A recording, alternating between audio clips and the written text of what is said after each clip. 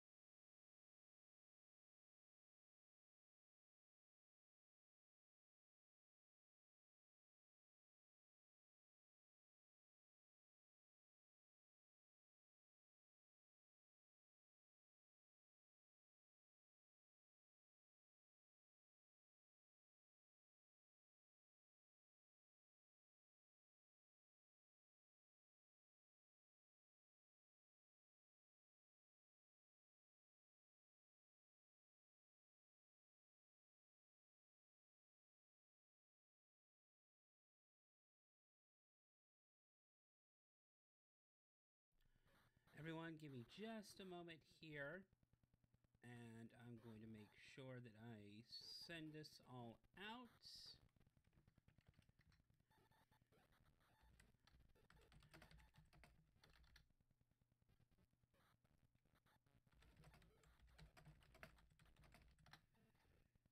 And we'll be starting here in just a moment. Okay, everything should be good to go here. And I sent that. Set it there, set it there. Nobody's up right now. Set it there.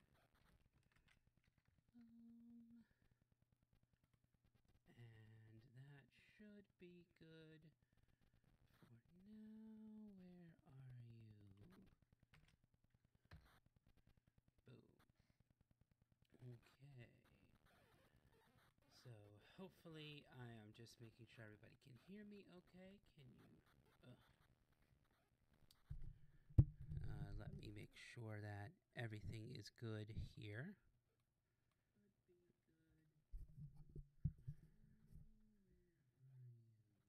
Can everybody hear me okay? Everything is good here. Hello, Easy Tech. Can you hear me okay?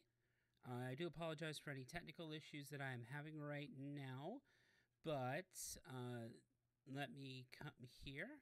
We are now live. Good evening. Let me see if I can adjust that. Is this any better? Can you hear me any better? I swear I have this turned up. Oh, hi.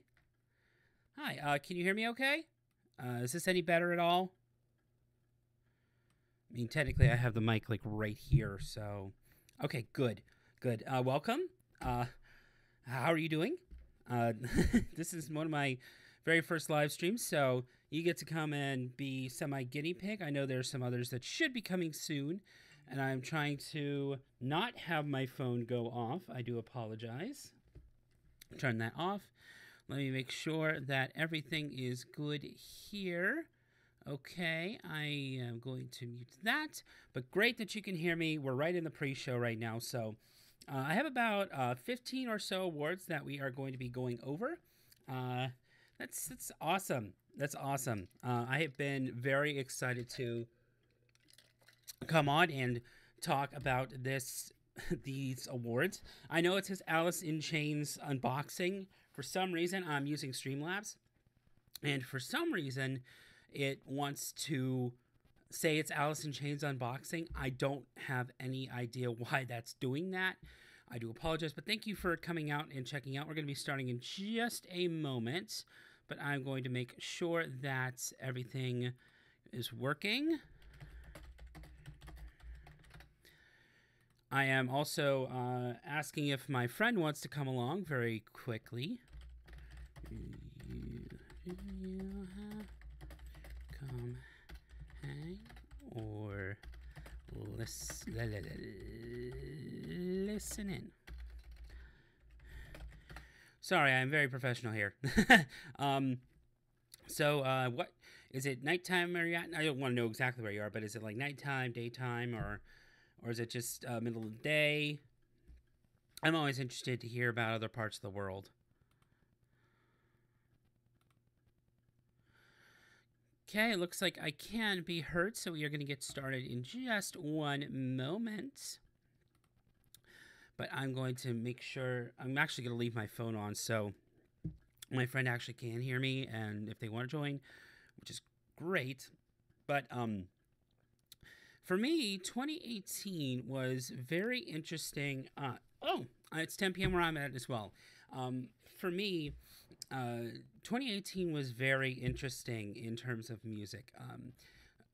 I went to a couple of concerts, and I've talked about that on my channel before. I went to the Lunatic Luau, and that was a whole bunch of really good bands. We had Alice in Chains, Stone Sour, we had Stone Temple Pilots, Pop Evil, Steel Panther as well. So we had a really good bunch, and Lunatic Luau is a once yearly like metal or rock festival that's done by the local rock station here. And they're not one of those butt rock stations. They actually play metal and a bunch of stuff. So if some of this is butt rock, I don't this is just my opinion on some things, but 2018 was kind in music, and I also got to see Godsmack with Red Sun Rising and Shinedown, and I talked about that a little bit in my previous video, that it was an interesting show, and there was a lot of cool things that came out with music. Of course, there was just a lot of different things going on, but we have a whole bunch of awards to kind of go off of. So we're going to start with our very first award here, and this is the Best Female Punk Hard Rock Metal Vocal Performance. Now, this was probably the not hardest award to kind of go out there and get nominees for, but really it was Lizzie Hale. And what I mean by that is I just recently got this. This is a vinyl pressing of Hailstorm's Vicious. This is the FYE green variant pressed on green wax, and it is also 45 RPM. Actually, I'll show you for a very brief moment, because we are here to talk about the music. I definitely love, look at this. If you love Hailstorm, look at this. Look at this. I mean, seriously. Isn't that awesome? Just that, that gatefold is awesome. And it does come with the lyric sheet. And I always liked Hailstorm's aesthetics. So if you remember when Strange Case of came out, there was the black cover. I know, it's awesome. There was the black cover, and then there was the white cover. And then if you looked on into the Wildlife, there was the black and white cover, and then you have this black and white cover. I don't know which I like more, but I will briefly show it to you because I have it in a nice sleeve. But this is cut at audiophile 45 RPM. It is green see-through. I have Into the Wildlife on black and on yellow, thanks to a close friend of mine. So this, what I mean with this award category, it was really hard to choose one particular song off of this album, because the vocal work on this album is, I'll put it here, absolutely solid. So I went with Killing Ourselves to Live. And I recently revisited this. I actually listened to this today because it's been a while since I actually fully listened to it. And for me, Killing Ourselves to Live, or even Heart of Novocaine, were really kind of the standout high level vocal work, at least for me. But that's not necessarily saying Black Vulture's Skulls, Uncomfortable, or Do Not Disturb are any worse. I'm just saying these were a couple of the ones that I thought were kind of standout. I do not have Dorothy Martin physical. I don't have that Dorothy album physical. What I tried to do was pick all the albums that I physically bought for the year. So I got this album, if I got it in the correct order. So this is Diamante. Diamante's coming in hot. This is her debut album. And I picked the song Bulletproof. But every single one of these songs is awesome. If you watched my last video, I kind of attuned her to Heart meets Joan Jett with a little bit of more punk and hard rock attitude. I bet you can't really even see, even if I take it out of the thing, you can't even really see the track listing. And this is on Blue Wax. Ugh, come on. So this is on Blue Wax. Her aesthetic is everything blue. I mean, her name is Blue, for Pete's sake. And actually, Diamante, the lead singer of the band Diamante, that is her actual legitimate name, is Diamante. So it's really awesome. She sings in Spanish on this album. So one of the songs is called Sorry, I believe. Let me double check. Oh, goodness me, I cannot read this. One is Lo Siento. Oh, I'm sorry. It's I'm Sorry and Lo Siento. So this is a really good hard rock album. A lot of good vocal work on this. And I'm trying to get this in shot here because I'm mirrored. But a lot of good vocal work on this. You know what? With Bulletproof, with this, I could have easily gone with Coming in Hot, Sound of Us, Fight Like a Girl. I mean, she also does a cover on Crazy on You, but I didn't want to go for a cover necessarily.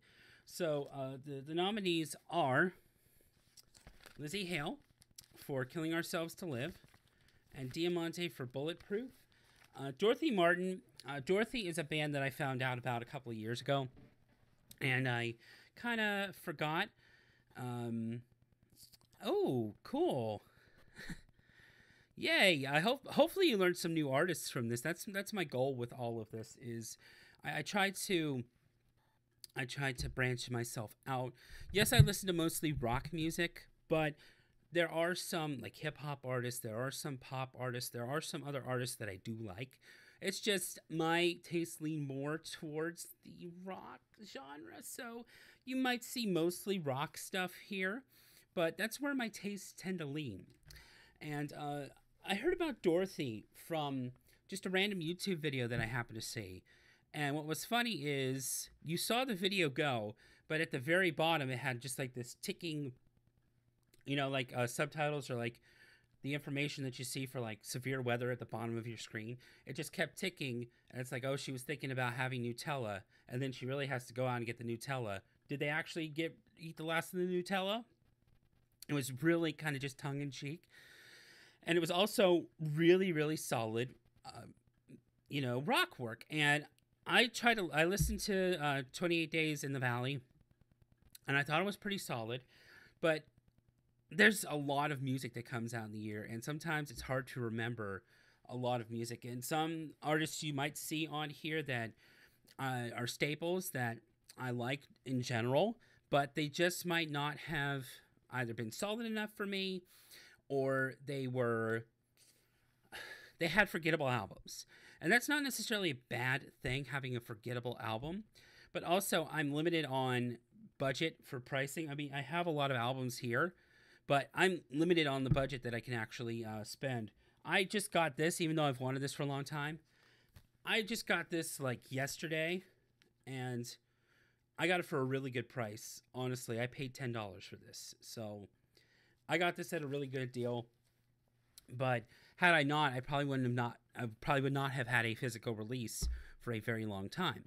but that still doesn't necessarily deter it from it being a good album. So, we are going to give out our first award. The Best Female Punk Hard Rock Metal Vocal Performance goes to Diamante for Bulletproof. If you actually listen to Bulletproof in the background, you can kind of hear kind of why. Just the attitude through it. And Lizzie Hale and Dorothy, I feel like, are kind of staples. Dorothy is kind of coming in her own, and Lizzie Hale is like a rock goddess.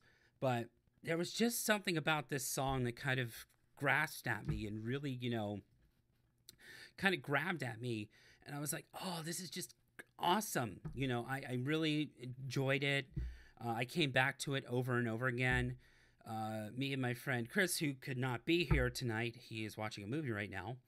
Let me check and be sure that's, hang on just a moment. Into YouTube and watch. So you can come chat.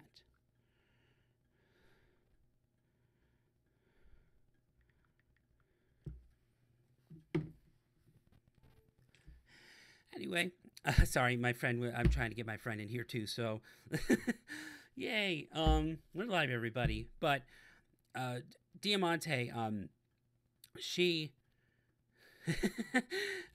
Hey, it's my podcast buddy, DJ Lowolf HD. Nice to see ya. And of course, if you don't know me, I'm the pirate novelist. You're captured through the rough seas of media. I just go by pirate. I'm trying to just change a couple things up this year, and so we got a little bit of a crowd here. So, Mr. Lone Wolf HD, we had the Best Female Punk Hard Rock Vocal Performance. We just handed out our first award, and these were the nominees: the singer Lizzie Hale, Diamante, and Dorothy Martin. Of course, Lizzie Hale is a rock goddess to me. She's been established for a very long time. Dorothy is kind of coming into her own with the second album, and I thought it was just okay, but I still enjoyed it. But like I said just a moment ago, there was something about Diamante's performance and just kind of everything all about that just it grasped at me in a way that I hadn't heard in a very long time. And I was just showing Easy Tech here. I did get the physical copy of this as a Christmas gift, so I'm very happy about that. So we have our first award. Yay! I don't know if I should tweet this or not. What do you think? You guys think I should do some live tweeting with this while I'm giving out these awards? I don't have a visual that I can use, but at the same time, I can at least tweet it out. What do y'all think? All right, we'll do it. So I'll just say the first, and I'm actually going to use the visuals from this because I do have the picture on my computer. And the first award, I'm doing this. I wish I had two monitors. Goes to at Diamante.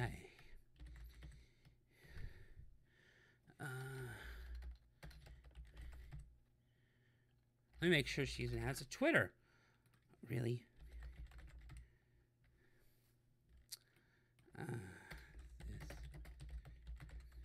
Really? You don't actually have a Twitter? What?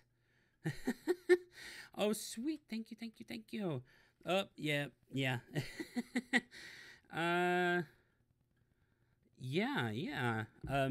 Also, again, if any of the bands that you like didn't necessarily make the list, that doesn't necessarily mean it's not good. It's just either one, I didn't have the time or the resources to hear it, or two, it wasn't sticking in my mind the entire time. But that doesn't necessarily mean a song is bad, if that makes sense. So I'm going to not share this photo. I'm going to save the image, and we are going to go on handy dandy Twitter.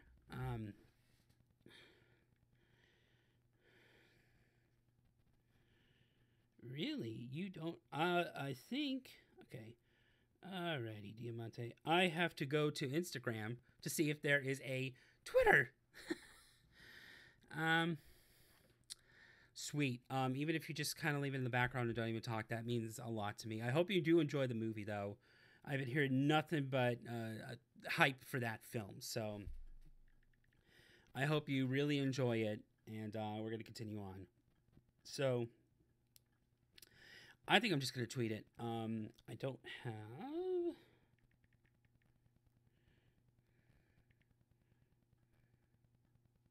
Oh, Doy. It's Diamante Band. Follow. Why am I not following? Okay. Tweets. Now, we're live, everybody. And the first award goes to Diamante. Bam. And this is going to be hashtag 2019. I do apologize. Let me just one last thing, make sure that the tweet is good to go. I want to make sure that I get my hashtag right. Pirate Novelist 2019 Cannonball Awards. Cool. I can now close that. And we are going to switch to the next award. How's that sound? Award number 2 is the Best Female Alt Rock, Pop Rock Folk Vocal Performance. Yes, I am starting to sound like the Academy, if you know what that means.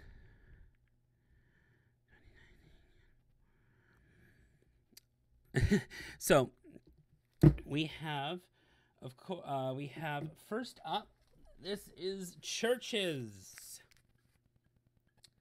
So, Churches came out with a brand new album this year called Love is Dead. It has a whole bunch of pretty decent tracks, but to be honest, it kind of feels just retreading the same thing. Not necessarily a bad thing, but yes, Body is a Temple. That might actually come up in a little bit. You never know. But we're going to talk about Lauren Mayberry for just a second here. And we're going to talk about the song Heaven Hell. Now, there was a lot of really good vocal songs on this album. Heaven and Hell was really good. Graves, Forever. There was a duet that was done with her. I'm just going to drop that right there. I don't know if you can actually see that. The 1, 2, 3. The fourth song, My Enemy, Matt Berginger. Do you know the band The National? If you do, that name should be very familiar. That is the lead singer. So Lauren did a duet with him. And this is on really nice. This is the standard version, but it's clear blue. And then, of course, Lauren's looking pretty kind of cool behind the record. Why?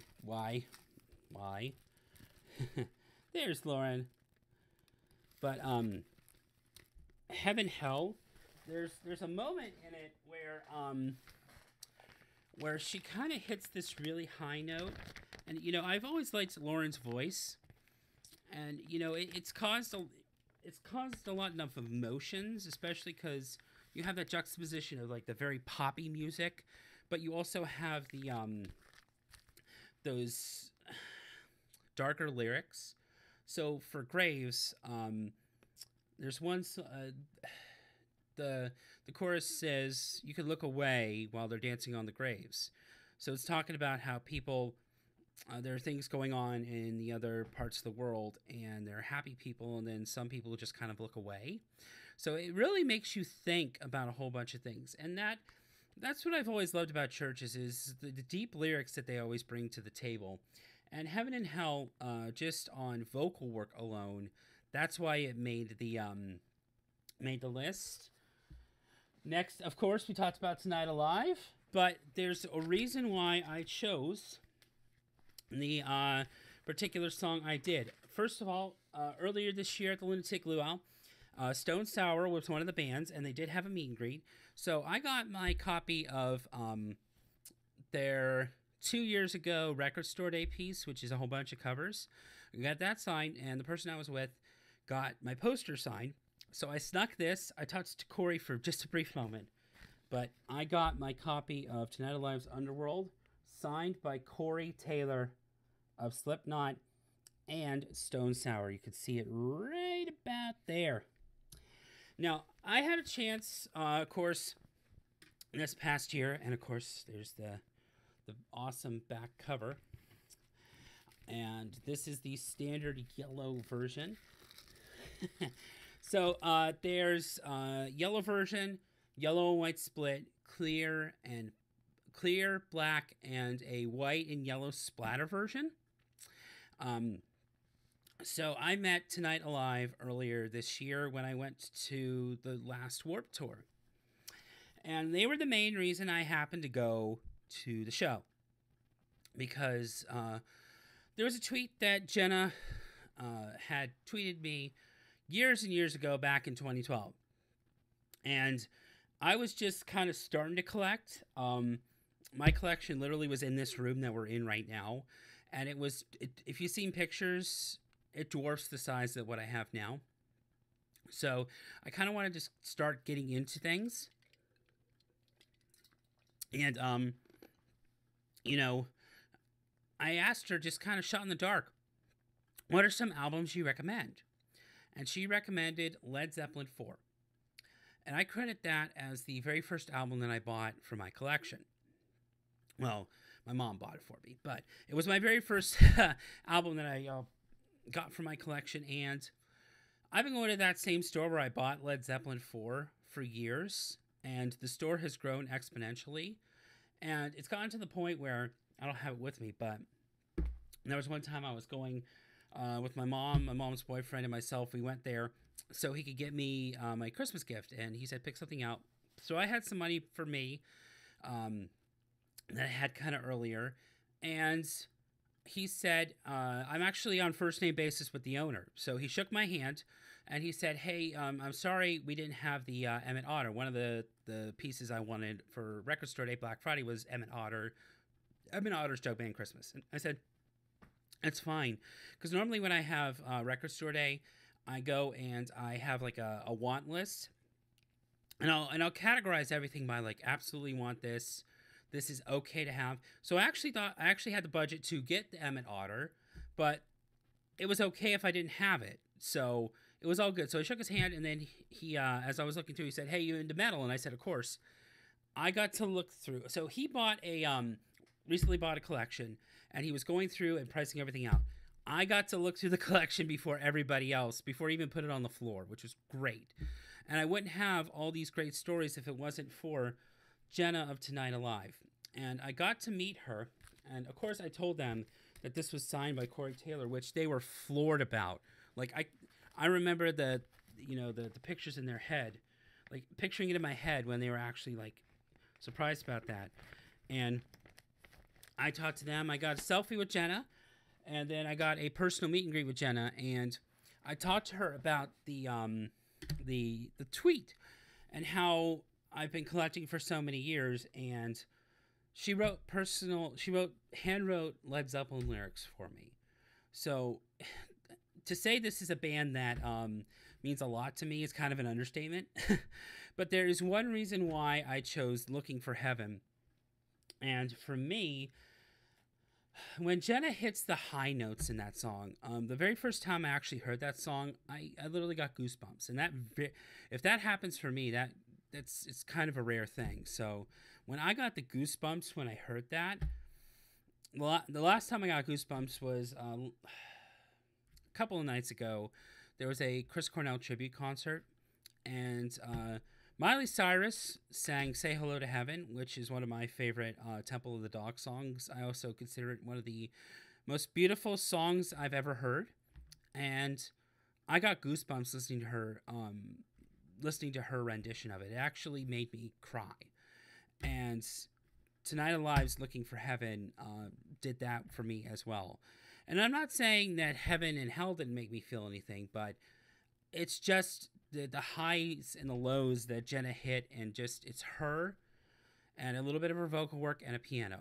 And sometimes my favorite things are just simple vocal work and piano. There's nothing like it, you don't have to be too technical. You don't have to be like, I know I like symphonic metal a lot. You don't have to be too technical with that. But that's why I chose Looking for Heaven. And the third artist and the song is this woman right here, Amy Shark. And the album is called Love Monster, and the song is called I'm a Liar, which is the second to last song on the album. Normally, when you go and you listen to an album, the A-side is a lot of the singles and everything, but all three of the songs that I chose for the vocal performance are B-sides. And that's not too rare, but a lot of the times I'll notice that a B-side of an album it's kind of filled with filler, but also you'll notice a lot of the black and white aesthetic, so hopefully that shows up. This also came with the lyric sheet. This one's just standard black, but it fits the aesthetic. If you listen to any alt radio, you would know her song Adore. That gets heavy play. This came out, I think, around June last year. And really, I only listened to Adore at that time, but I got this along with Diamante from a friend. And I was completely blown away by this. It's very rare for me to like a pop album, but this is one of the best pop alt rock albums that I've heard in a very long time. Her the way Amy sings, she has a little bit of an accent and a little bit of like a oomph to her, and that's what I really like about that. But yeah. So, yeah, I'm sorry about that, but that song, I remember thinking, out of all the ones, this one impressed me the most. So we have those three lovely ladies up there, but there can be only one winner, and that doesn't necessarily mean all these are bad, but the winner is Jenna McDougall for Looking for Heaven. So I'm going to go ahead and tweet that out, and this one is probably surprise to a couple of my friends, knowing just how much I love, I absolutely love this band. So let me just check a couple of things here. And I'm going to go ahead and tweet this out. Let me go ahead and grab a screenshot here. Let me make sure. There we go. So I'm going to go ahead and... Oh, yeah, you owe it to yourself to listen to Amy Shark. Her big song is Adore. I can 100% recommend that. Do you know who Mark Hoppus is? Hopefully you know who Mark Hoppus is. And the second Wow Award number 2. Yes, Paris. I like Paris a lot. When I was going and shopping for just to look around, I got Hailstorm at FYE for $10 because the FYE was closing, and I didn't notice the Paris album until the new Paris album until I was there. And yes, I definitely don't get me started on Lynn's voice. She's great. She's absolutely great. Mark Hoppus is from Blink 182. So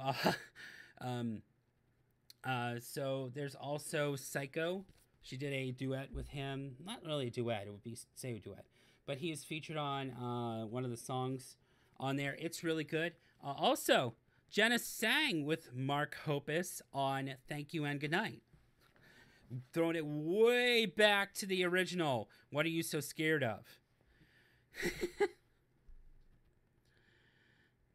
Given out.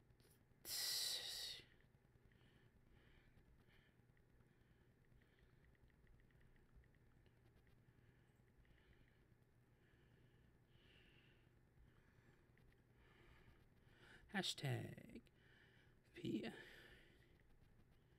Wow, it doesn't even remember it for me. Don't you hate it when that happens? Novelist 2019 Cannonball Awards.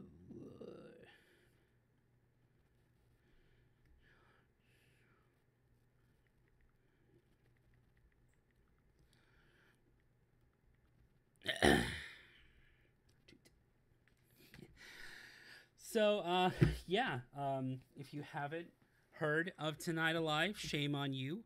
You definitely deserve to go listen to that. So, again, our nominees were Lauren Mayberry, Jenna McDougall, and Amy Shark. You know what's funny about that? I recently I'm using one of those master password softwares just for security alerts, for security purposes, and I've been changing my passwords periodically, so it literally is me logging out, and I have to go in and get the passwords. So I'm gonna hate it when I get it on my phone, but I literally have logged out of everything just for security purposes, so I definitely feel your pain on that. We are moving now to my award number 3. We are moving on to the male category. So this is the best male punk, hard rock, and metal performance. First, we are going to talk about the lovely Miles Kennedy. So Miles has been doing some vocal work with Slash, but he's also in the band Alter Bridge. And I got to see Alter Bridge a couple of luau's ago. Blew me away. Miles just has a great I don't know what it is about his voice. Just like his tone and intonation, and just it's hard to explain without actually listening to it. But I remember I have 2 of the 3 albums that you're showing here that I'm showing here physically. So Miles Kennedy, Slash, of course, you should know Slash is, if you listen to Guns N' Roses, very famous guitarist. So he does a lot of side projects, and one of them is Slash featuring Miles Kennedy and the Conspirators. And I liked the first album. I really liked them when I saw them in 2012.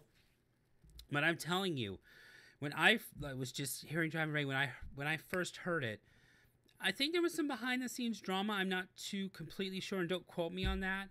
But you couldn't tell it from this. Just in Driving Rain and just overall, as I was going there, it was just 100% a treat to listen to. And that is very hard sometimes for some metal albums, for some other things. So that was a absolute treat. And Miles Kennedy is a very not underrated singer in my opinion, but I don't think they play Alter Bridge enough, and I don't think they played this enough. And of course, I don't listen to much radio too much anymore, to be completely honest, but when I do turn it on, I don't get to hear this. But when I did have my Amazon Prime Music, I made sure to actually go out of my way to listen to this album, and I was not disappointed. You're not going to be disappointed in any song on that album. But for me, Driving Rain was the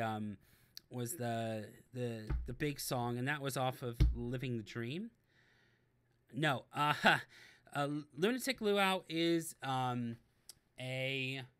at the Lunatic Luau. So at the local rock station here, every May hosts a one-day festival. It's usually metal and rock, and they call it the Lunatic Luau.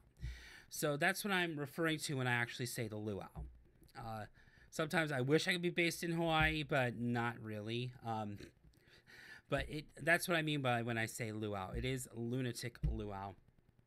So I have actually seen 2 out of the 3 bands here. I have not seen this band yet. We are now talking about Ghost. And this is Cornucopia. Okay, so any of you who don't know who Ghost is, the best I can think of, if you're thinking in terms of older bands, is they're a new version of Blue Oyster Cult. They are they have a lot of showmanship. If you look at any of their live recordings recently, it's great. There is one main singer, but it's hard to explain because Cornucopia is the new singer, but it's really a guy named Tobias Forge.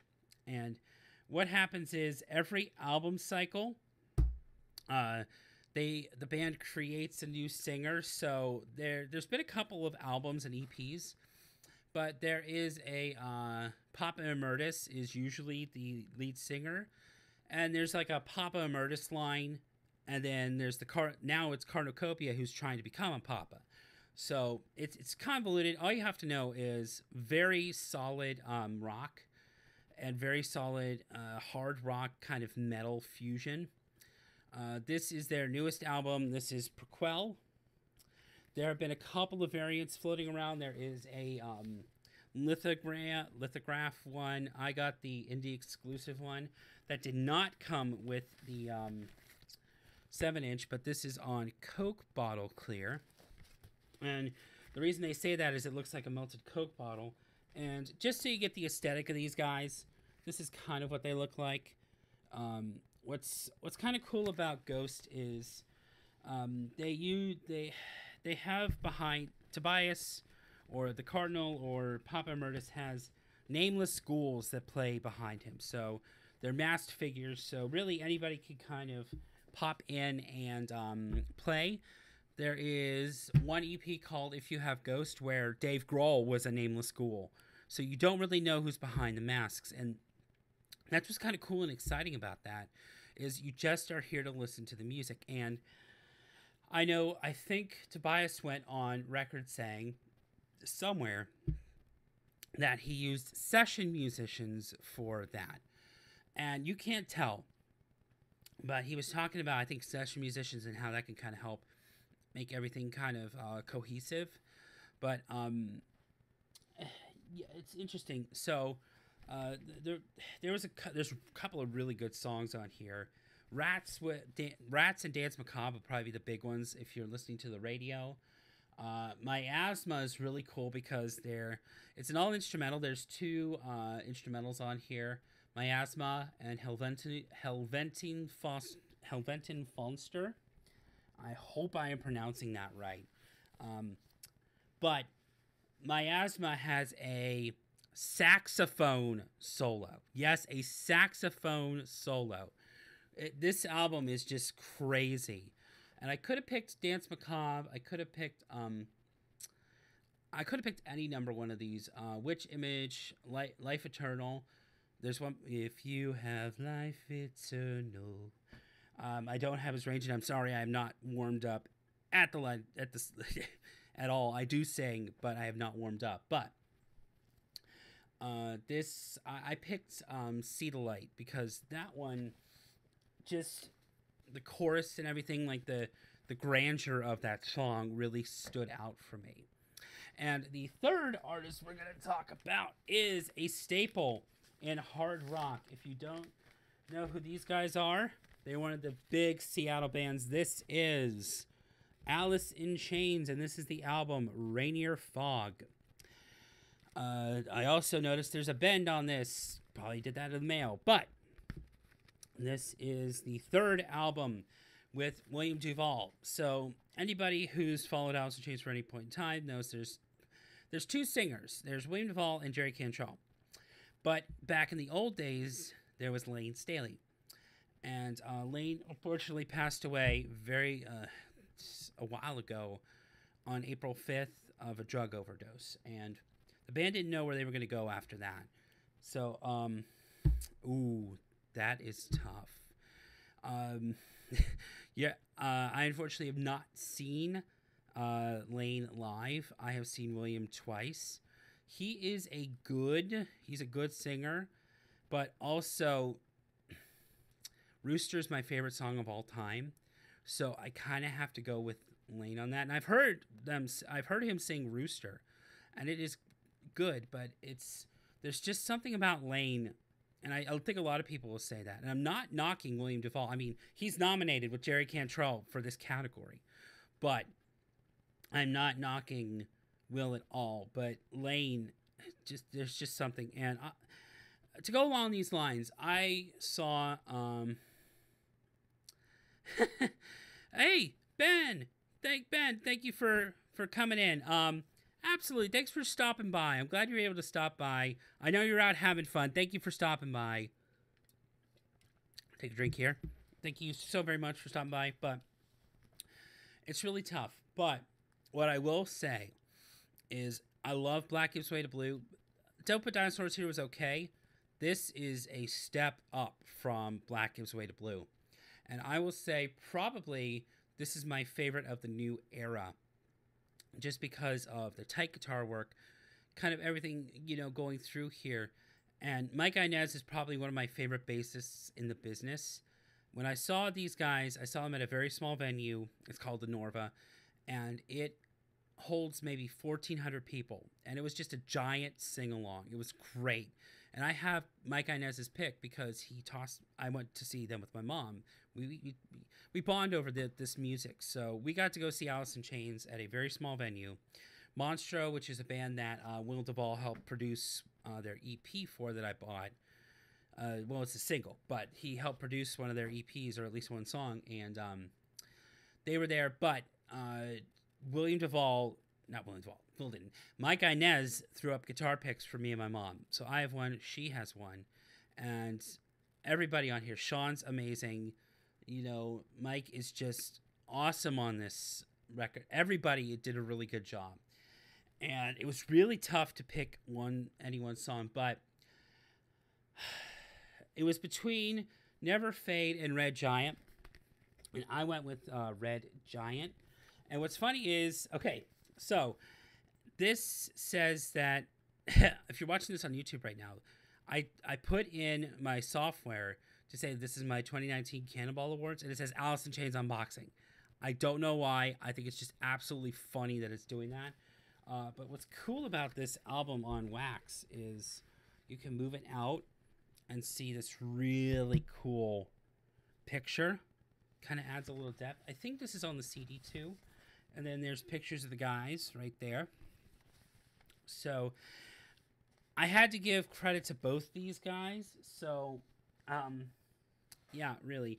So let's go ahead and give out the award. The best male punk, hard rock, metal performance goes to Jerry Cantrell and William Duvall. I had to. This album 100% blew me away, and I was really happy to get it like on release day, which I thought I wasn't going to be able to, but I was glad to actually get it. And that song was just, the harmonies and everything were just so awesome. So I'm going to go ahead and get this tweet out here. No, I don't want to search. I want to take a picture. Thank you. Bam. So hopefully I have a decent flow going on here.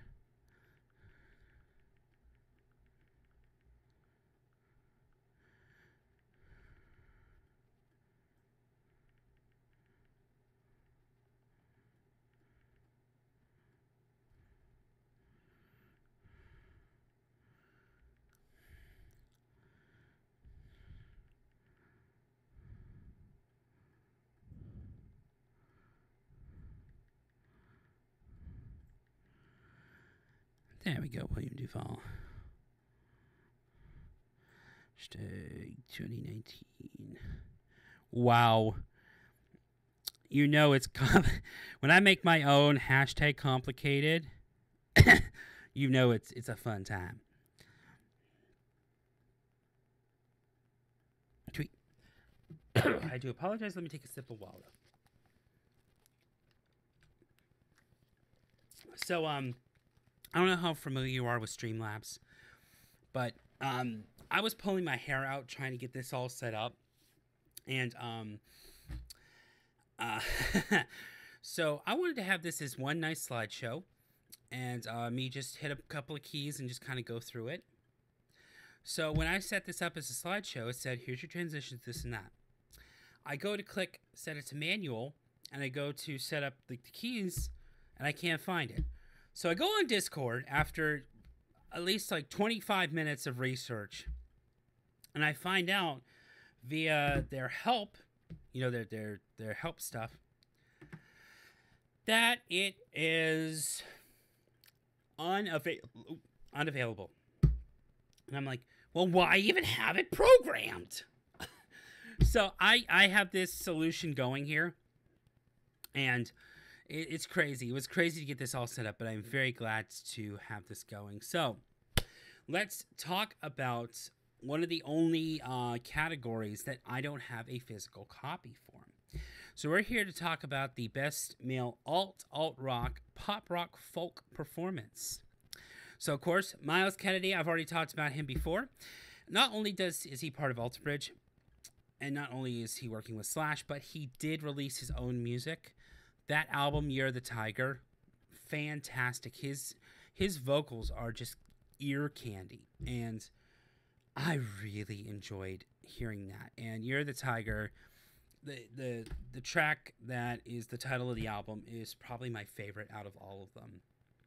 We've already talked about Miles quite a bit, so we're going to move on to Solerma, Godsmack. I mean, it's a classic band, and despite this song sounding like Decode from Paramore, I really enjoyed the vocal work off of this.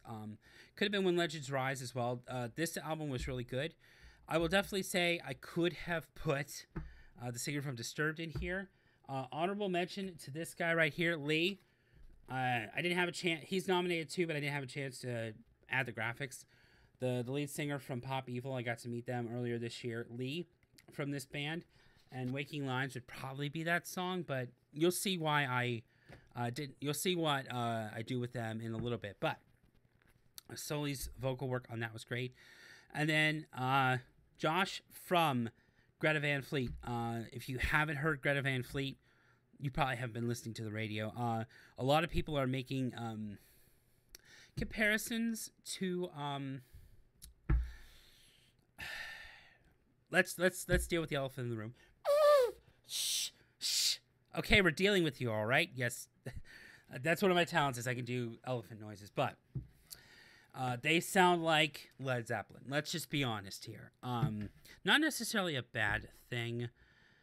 Yeah. Oh. What? No! I hate him even more now. That sucks. What? Ugh.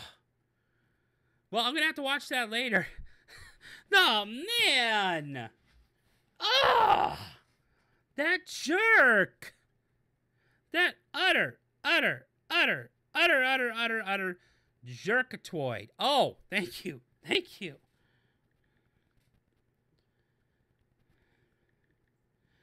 I'm live streaming. My awards for the, yeah.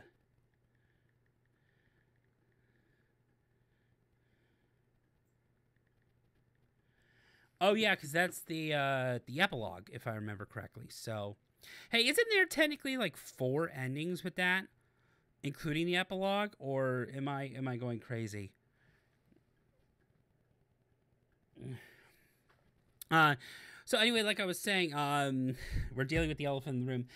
Yes, they do sound a lot like Led Zeppelin, but they're like 1970s hard rock in the really good sense. And I got to give credit where credit is due. Yes, it is the radio single. Yes, it is awesome, but Josh did a really good job on When the Curtain Falls, and I really had to highlight that. But let's go ahead and give out another award. The Best Male Alt-Rock, Pop Rock, Folk Performance. And I sound like one of those radio announcers who are way too crazy. And this is just like the Grammys. Is Miles Kennedy. This song was just crazy awesome, and he deserves a lot more recognition than he gets. So I'm going to go ahead and get this tweeted. Ben! Ben, holy crap! What? Whoa! Oh! I am honored. Wow. Wow. Oh. Oh. What? Thank you. You're going to make me cry for the second time today, man. I cried earlier when I was listening to Miley Cyrus do a rendition of Say Hello to Heaven. Thank you. Sky, you probably know how this feels. If you're still here. Yes. Oh. So, for those who aren't in the know, Sky is on Twitch, and one of the wonderful people who was streaming donated to her a lot. And yeah, no, I know exactly how you feel now. All right, let's get this tweet going. I was taking the picture. I'm like, what? Donate what?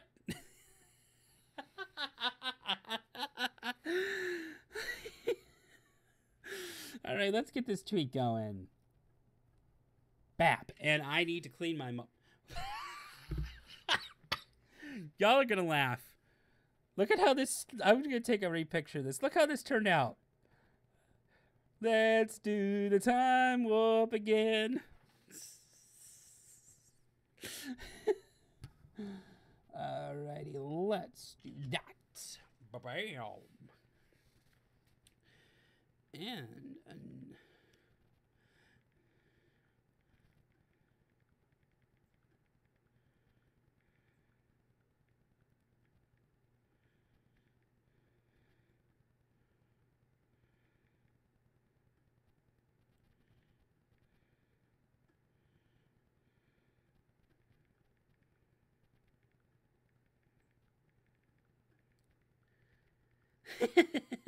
you saw that. I was like, whoa. Yeah, if I wanted to look like I was in the TARDIS, I would have definitely used that.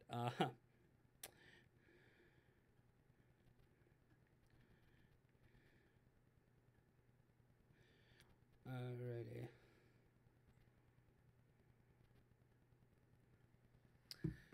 Hey, Ben, I owe you big time for that. Keep an eye out for keep an eye out because I'm gonna definitely help you out too with that. Ben doesn't actually go on YouTube, but he and I are friends, and I'm gonna thank him. I'm gonna thank him off stream. So that that means a lot. Let's hand out another award, shall we? All right, we are on to Best Drum Performance. Now, the ones that are shown here, there was a lot of very good drum performances, and I'm going to give an honorable mention, if I can get down to the records that are on the floor without killing myself. No. We're professional, everybody. We are live here. But definitely, ooh, cause we were born from otherness. So,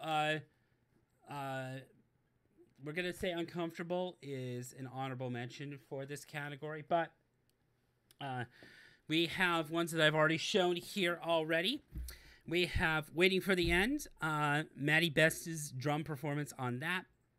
Really, any of the drum work he did on that album was fantastic. I was just listening to Crack My Heart the other day, and I had the bass turned up in my car, and I was like, good Lord, just the tight drum work on that song was great, but Waiting for the End just gave me make you. Oh, I was listening to that earlier. It was great. But Maddie did an excellent job on that. And of course, we talked about Alice in Chains earlier. We have to give props where props is due. Sean is one of the underrated, I think, Seattle drummers, and he just everything on that was great. And what song? Red Giant. I can remember what it is, but it's like I'm still singing it here just because of all the software. But Red Giant, we talked about that before, but there's just a moment kind of with the vocal work where you just kind of hear the, just like there's like a gravitas to it that's like a patient. It's like almost patient, I want to say, with some of that. So they'd be like the boom, boom, boom, boom, boom, boom, and it's like it fades in and fades out, and just kind of like it marries kind of everything together, kind of like a fine wine with kind of some good food. So if you like have good food and fine wine, if you make that right combination, that's kind of what kind of shows up with that. And Rats, of course, the like just that, just the heaviness of hearing Rats was and I'm saying it like cornucopia. It's not rats, it's rats. Also, I just now seeing Ben's message. He says, "Kids See Ghost album of the year. Don't at me. Sorry, I can't watch the stream. Hope it's going well. It is going very well." Oh, he and I talk about music almost all the time, so that is great. And the reason why there's question marks on Diamantes, and the song is "Fight Like a Girl" or FLAG, is because I have talked to my friend who knows Diamante inside and out. I think we're also trying to create like a fan page too. He and I know like Diamante inside and out. I cannot find anywhere where the name of the drummer is for the band. And I asked him, I tried to ask around. I could not find it. So that's why there's question marks. Because that just the drum work on Fight Like a Girl is just great. And I want to give credit where credit is due, but if you don't tell me who did it, I can't give you credit. It's tough. But let's go ahead and go through it. And the best drum performance goes to Matty Best. I shook his hand. I got to talk to him. He's one of my favorite drummers in the business right now, and he's very underrated in my opinion. So Matty Best is going to get the best drum performance for Waiting for the End, and we are going to go ahead and give a tweet out to Matty, congratulating him on a very job well done. Yeah. So, Sky, who did you end up rating? I'm very interested in that because whoever I know the name, it's just escaping me right now, but who you rated last night, I ended up staying for a while and I really enjoyed that stream and I ended up following. So, did you just pick kind of random or did you just decide, oh, I want to just rate this person today? Sky live streams on Twitch. And you can, if you want to, Sky, drop a link to your Twitch page here. I definitely want you to go ahead and do that. So then that way everybody here who's watching can go and watch you when you are live. I know she puts her schedule out on her Twitch page, so even if you're watching recap, you'll know when she goes live.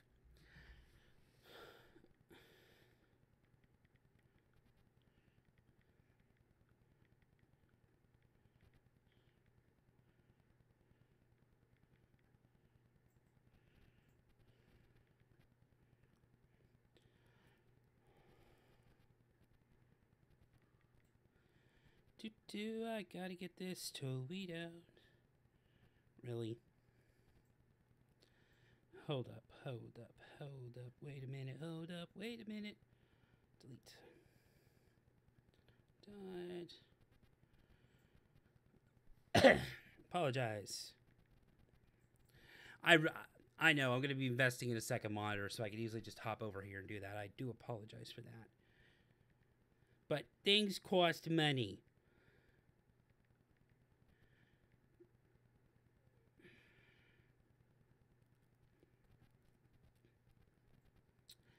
Take my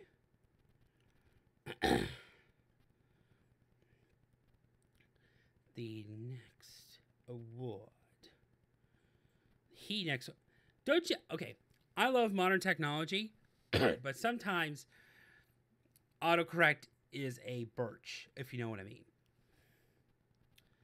The award.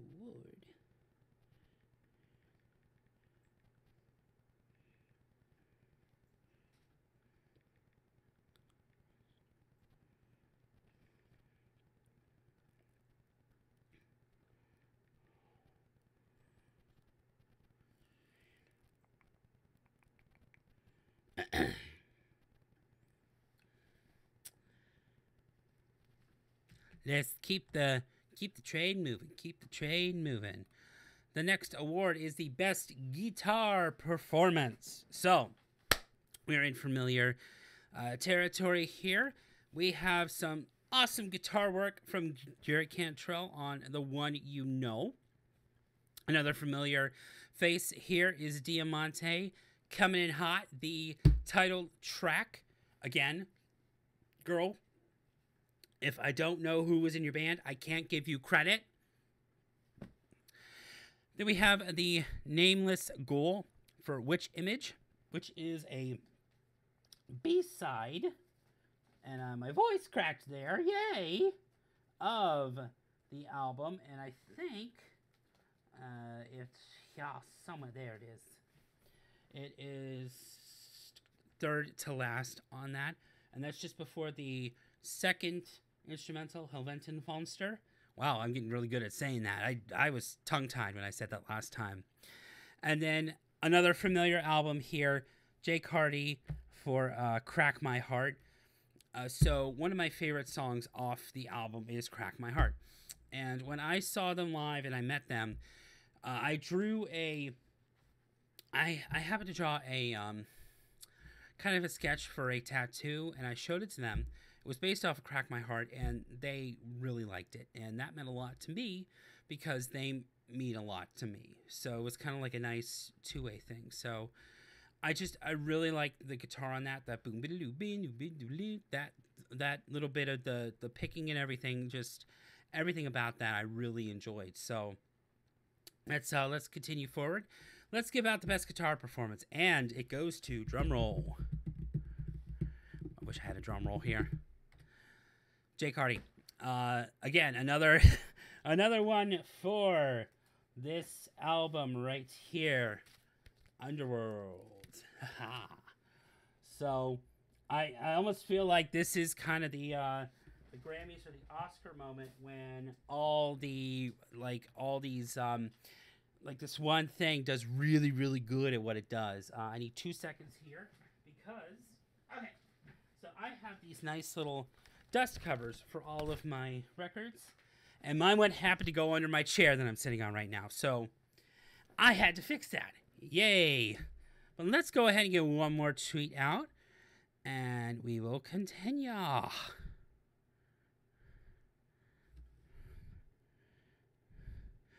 Let's continue.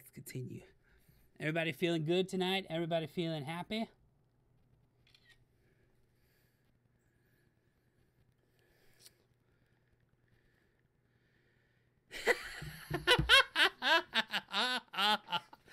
Yeah, no, I would be totally content with them winning everything too. Definitely. Yeah, I'm definitely feeling angry at Micah too. Hey, man, welcome. We have just given out another award, so we were just talking about the best guitar performance of the year, and this was Jake Hardy from the band Tonight Alive. For those who don't know, Tonight Alive is a band from Australia, and they're not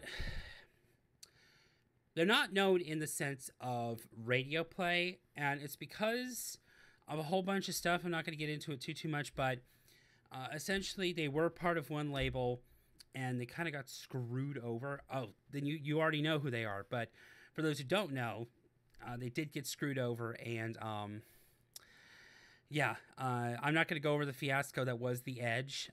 That is a great song, but for some reason, Sony decided they're not allowed to. It was basically the end song for Amazing Spider-Man 2. They made a video. If you watch the video, it has Spider-Man 2 in there. It's only available on the Australian version of Amazing Spider-Man 2, which killed me. Like, come on. But that's beside the point. We got another win here. So the next award goes to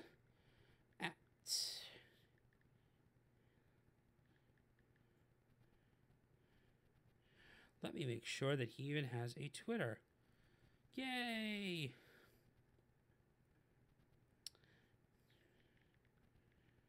Wow, it would help. Oh, did they open for Flyleaf at one point? I discovered them way back when What Are You So Scared Of? That album dropped, and they were like 2011.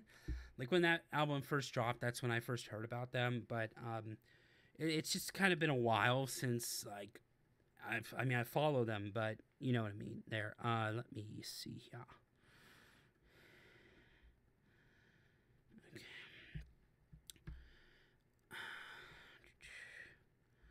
Well, there's Maddie, but let me get this tweet rolling. And oh, okay. Pandora Shuffle. Do you remember what song it was off the top of your head?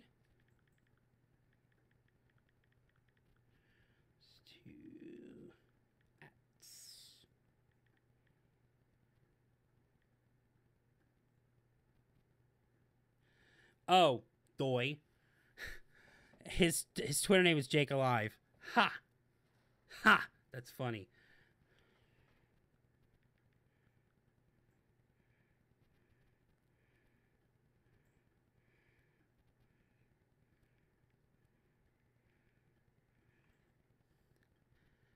Oh, okay. That's all good. Hey, you discovered them. That's the most important part here. I can remember one of my favorite bands is Paramore, and I can remember when I first discovered them. Fortunately, they did not release an album this year, so they're not in any of the running for any categories. Now we get to the heavy fun stuff, the metal song of the year. That's my deep voice. Only one of these albums I don't have physical. Of course, I showed earlier Dance Macabre, the prequel, and I have shown the Alice in Chains Rainier Fog. But we need to talk about Firepower and how awesome that entire album is by Judas Priest. It doesn't even sound like it sounds like they have hit their stride, and they're not as old as they are. That album was just, along with Miles Kennedy and definitely get ready for the pits. Tighten the combat boots. Get ready for the circle pit and the wall of death. If you know what I'm talking about. Judas Priest have been a staple of metal for a very long time. And I heard Firepower, and I kid you not, it was like, whoa, what is this? This is awesome. And it's not like I don't know who Judas Priest is. I know who Judas Priest is, but it felt like, that's Judas Priest. Wow. They put out something absolutely solid. It doesn't even sound like, it's their umpteenth album. It really sounds tight and awesome. And I went with the song Firepower. Just a lot of these, sometimes it is the title song that kind of just grabs you. And if you look at the cover, it really does kind of just like, that's Firepower. Just awesome. The other song I picked is Dance Macabre, just because it gives me Blue Oyster Cult feel. And I was just hearing it on the radio earlier today, and I'm like, yeah, no, I'm happy with this being on the list. And, of course, Red Giant gets another mention. This song is just, not only is it ear candy, in a sense of Alice in Chains being ear candy with the way they go with the key that they choose and all of that. Yeah, it really is kind of, it's hard to explain unless you actually hear it, but it's the way they do their vocal harmonies and everything. It's just candy to my ears. It might not be to some, but it is to me. So let's go ahead and give out this award. The metal song of the year goes to Red Giant by Alice in Chains. I really was impressed overall with their album, and this song did not disappoint. So let's go ahead and give the award out. And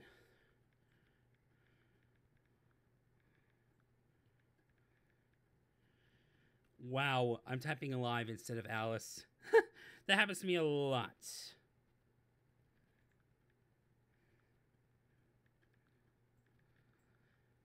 I'll type in like Alice in Chains and it'll say Alive in Chains, and then when I want to do Tonight Alive, it'll say Tonight Alice. So my brain is like switching them.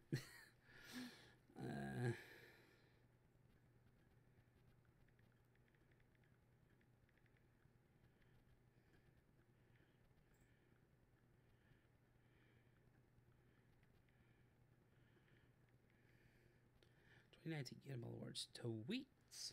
Sweet.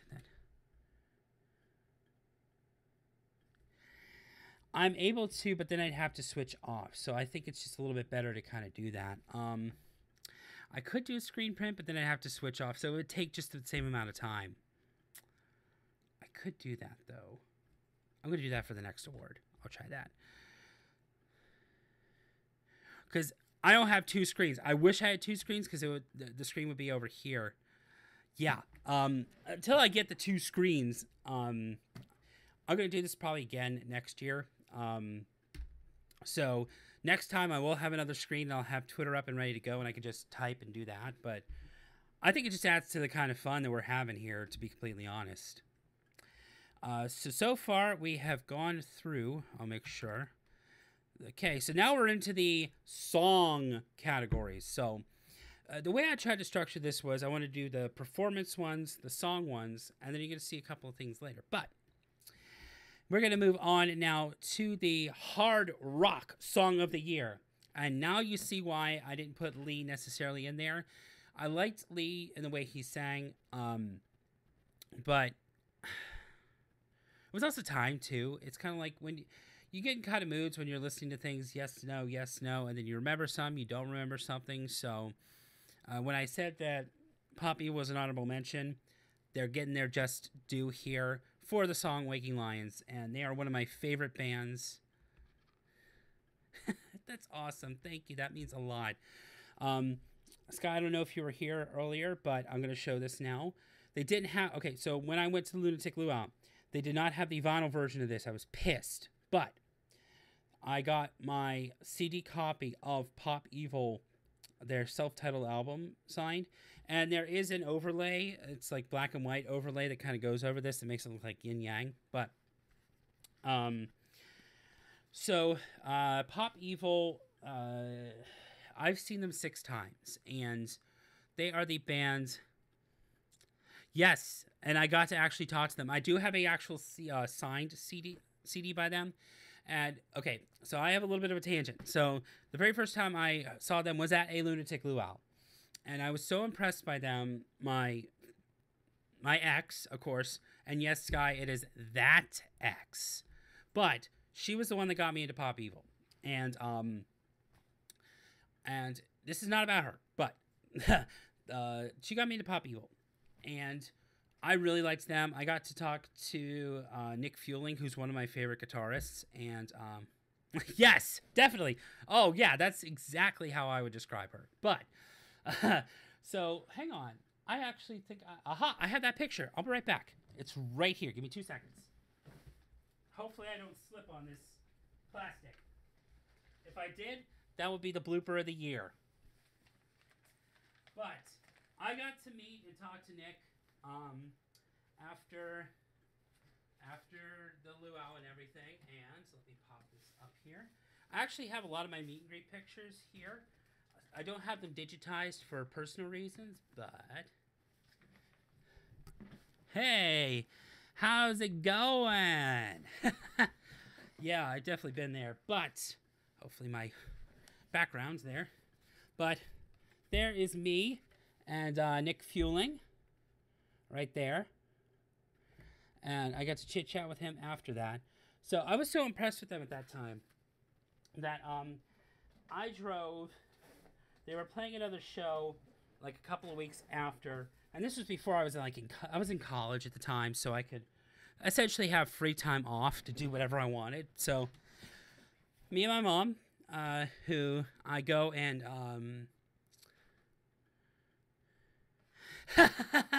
that is a very, very long story, and I could talk to you about it on Discord. But essentially, as Sky said, she is the female Micah. She was a very toxic person towards the end, and that's all I'm going to really get into. Yeah, it is a very long story, but essentially she was one of the most toxic people I ever met, and I just had to cut her out. So it's a very long story that I want to give. Maybe. But to go on to the positive note, I drove 3 hours to go see them. And they were playing on a very small pop-up stage with, Why can't I think of the name right now? But like a couple of other bands that were kind of cool, and they were doing a chili. They were going for a radio station's chili wing fling, and basically what that was is it's a chili competition and a hot wing competition. But there were only 250 people there, and this was in the parking lot of It's two different things. It was in the parking lot of a antique mall. So like the antique mall was here. Yeah, I could, but then I might do a video on that. I'm not too sure because it's a lot of complicated things, and I might actually do it one time. But I could talk about all the connections that I made through it, so I can make it positive, I guess. But to continue on,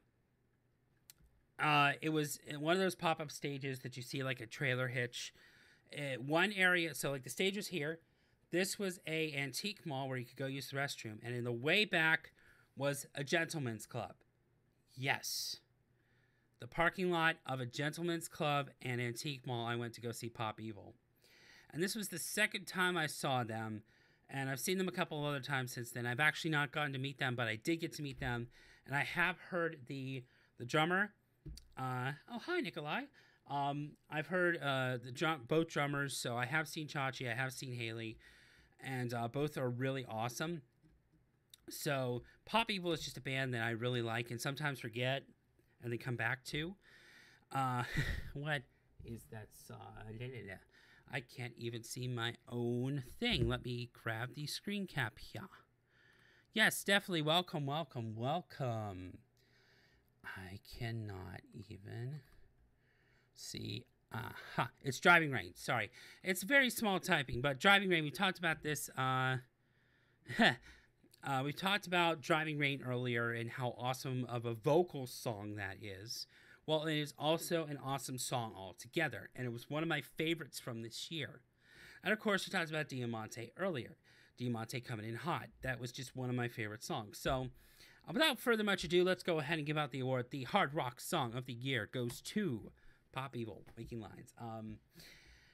I think just the story alone, you can kind of see why I picked them. This album just kind of overall was a step up from their last album, which was called Up. And then before that was Onyx. So Up I thought was just okay. I liked a lot of it, but this was just, I felt like, they were experimenting with some stuff on Up, which is I'm 100% grateful for if a band decides to step out of their comfort zone and experiment. But this felt like the next level of Pop Evil, and this song, Waking Lions, really represents that. So, Waking Lions is the Hard Rock Song of the Year. There we go. Okay. What? Technology, everybody. Let's redo that.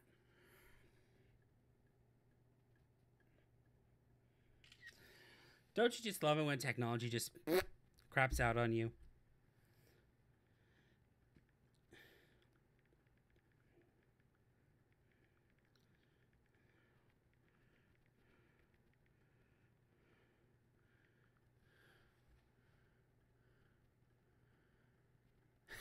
What's funny is, after the show, they were doing a dance.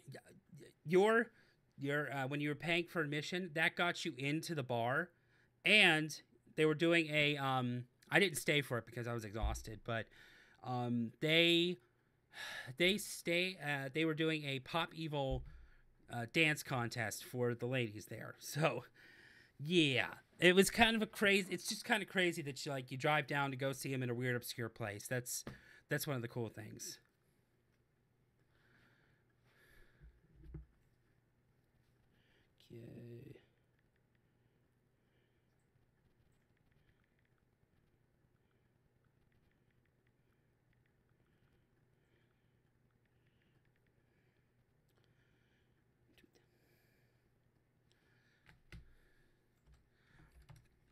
Okay. So the reason you're seeing it switch back and forth is I have to map it to the keys, and I just wanted the easiest thing. So let's go. Whoa, whoa, whoa, whoa, whoa. What's going on there? Let me see here. Well, we already know this is the winner here, but for some reason this is not going correctly. So we're going to skip that award just for now. I'm sorry, live, everybody. But the alt-rock song of the year is Crack My Heart. And for some reason, this is not wanting to go in here. Let me just come in here very briefly and grab you the nominees. Because for some reason, this didn't want to work right. So we can actually talk about this. I do apologize.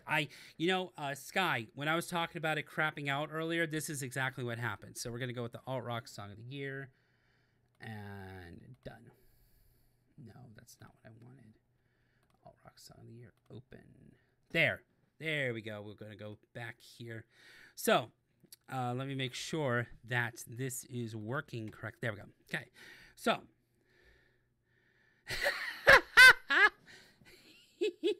So, Sky, when I was talking to you in your stream, when I was saying everything crapped out, it just showed the winners and the nominees instead of doing everything. So I think this was just overlap. But let's talk about this here. This is also one that I don't have a physical release.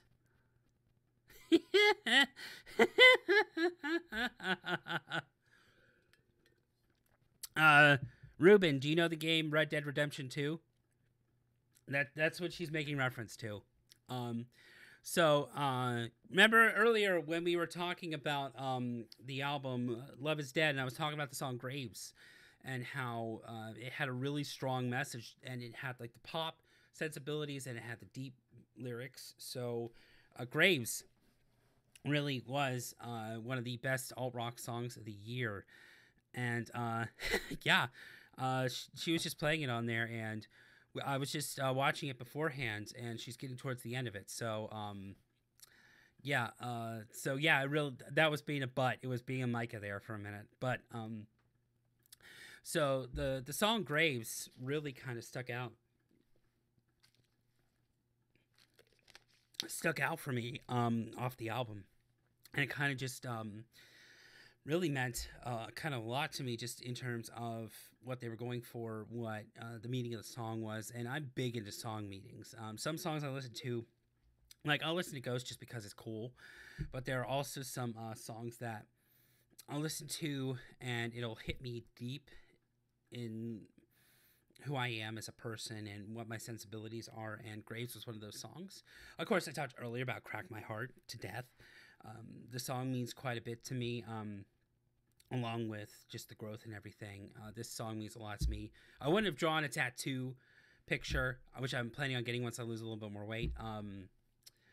I wouldn't have picked lyrics off a song for no reason. It's Crack My Heart. And then one of my favorite bands of all time right now, Red Sun Rising. This song is called Death Wish. It's off their second album, which is called Thread. I've seen them twice. For one of the record store days, they did have a live. Wow, they had their first album, Polyester Zeal, pressed onto vinyl and was only like out of 500. And I was hoping they would have done the same thing. Ooh, I apologize. When it came out this last year, they did not, and unfortunately, just have not gotten around to getting Red Sun Rising. Yeah, I know it is awesome, and one of my favorite channels, Vinyl Collector James. If you watch his channel, he's one of the reasons why I actually started this channel in the first place. If you go way, way back to my old videos, back when I had the gray backdrop, and I was like this close to the camera for whatever reason, before I had my nice backdrop here. You'll also notice I don't have my pictures up. My posters up. That's because they fell off and I didn't have a chance to get them back up here. And I'm like, I'm just going to leave the black background for now. Hey, if anybody has any green screen skills, put something behind me. Okay. But, Red Sun Rising, I wish they would have put out Thread on vinyl. So, hey, with Ben's donation, I could probably just go grab the CD. Actually, there is a CD I've been looking for. I might grab that too. Ooh. So, yeah, a Thread, Death Wish, really good album. Solid follow up to what they had done on Polyester Zeal. And fun fact, I know Sky is used to those fun facts in her stream, but fun fact is, uh, whenever I listen to the album, I tweet it out or I put it out on social media. Someone from the band likes it, no matter how many times I post it. And when I got to meet them, they said next time I see them to bring the album. Well, they didn't have a meet and greet this last time, so when I got to go see them, I didn't have the meet and greet and everything. So I'm very much hoping that they're coming to the next luau, and I'll get VIP, and I'll finally get them. I have a nice little signed program from the show, but I'm hoping to actually get the actual album artwork signed. So hopefully one day. But again, we talked about the winner being Alt Rock Song of the Year, Crack My Heart. So yay for technology being a butt, being a Micah. But we got to talk about some music anyway, so let's get this going. Bap. Awesome.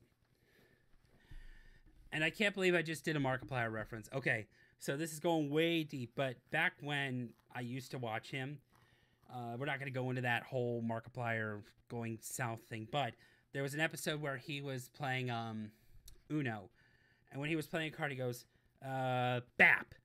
So I don't know why that popped into my head, but that is what it is.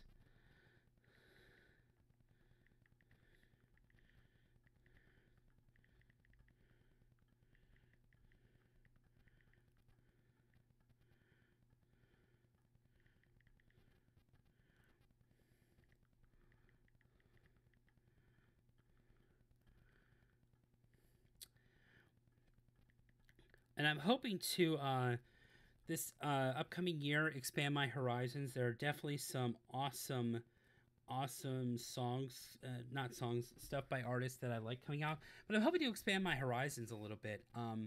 If you're ever bumping into me on Discord, go ahead, and if you want to just give me a recommendation for a song or a new artist, I definitely love checking out new things. So I am very, very glad to do so. Let's talk about Song of the Year. And one of the ones that I have the most nominees for so far.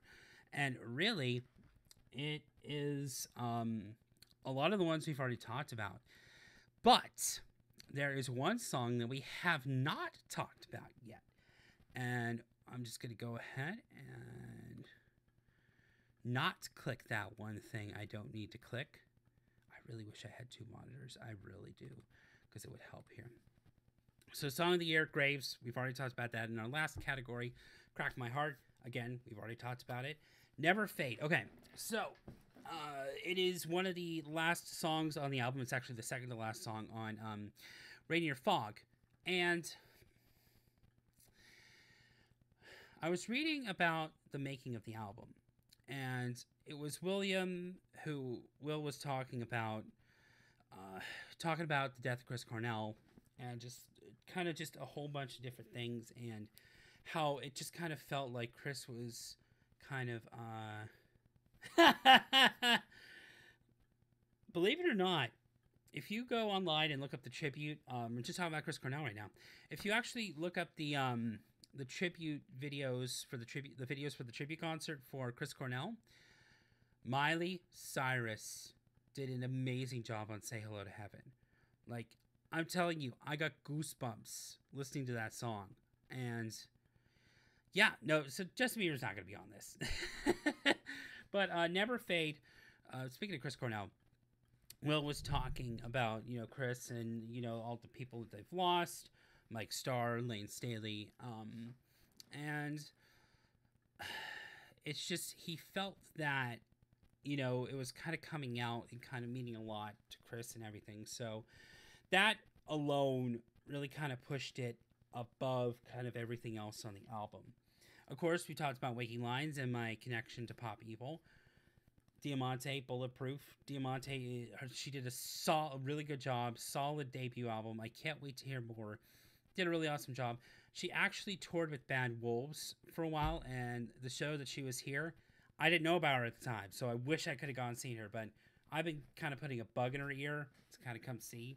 be around here. So hopefully she comes around here. And of course, Death Wish, Red Sun Rising. Oh, if I could show you a swath of kind of what my musical taste is kind of at the moment, this would be the picture to kind of go off of. But unfortunately, only one can win. Not everybody can win everything. So the winner is, surprise, surprise, crack my heart. This song, I already talked about it. It definitely means quite a bit to me. And if I hadn't met the band earlier this year, if I hadn't seen them, if I hadn't had them, yay! If I hadn't had them sign my picture, if I hadn't had them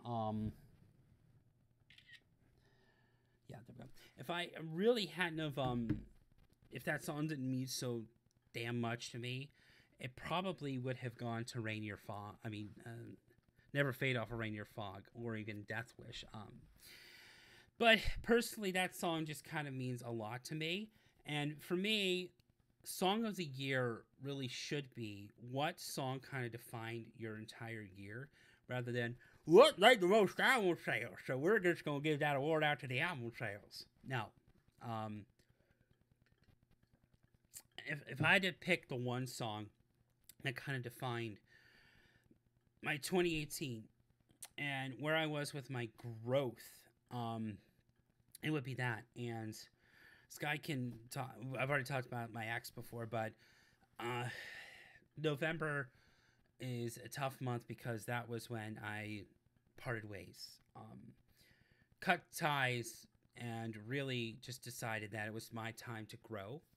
And I felt like my heart was cracked open. And that song came out and really just kind of, I think, just defined my year in a good way.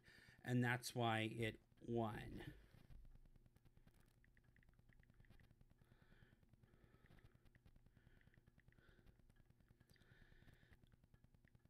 And I'm glad to have so many like-minded people with me right now watching.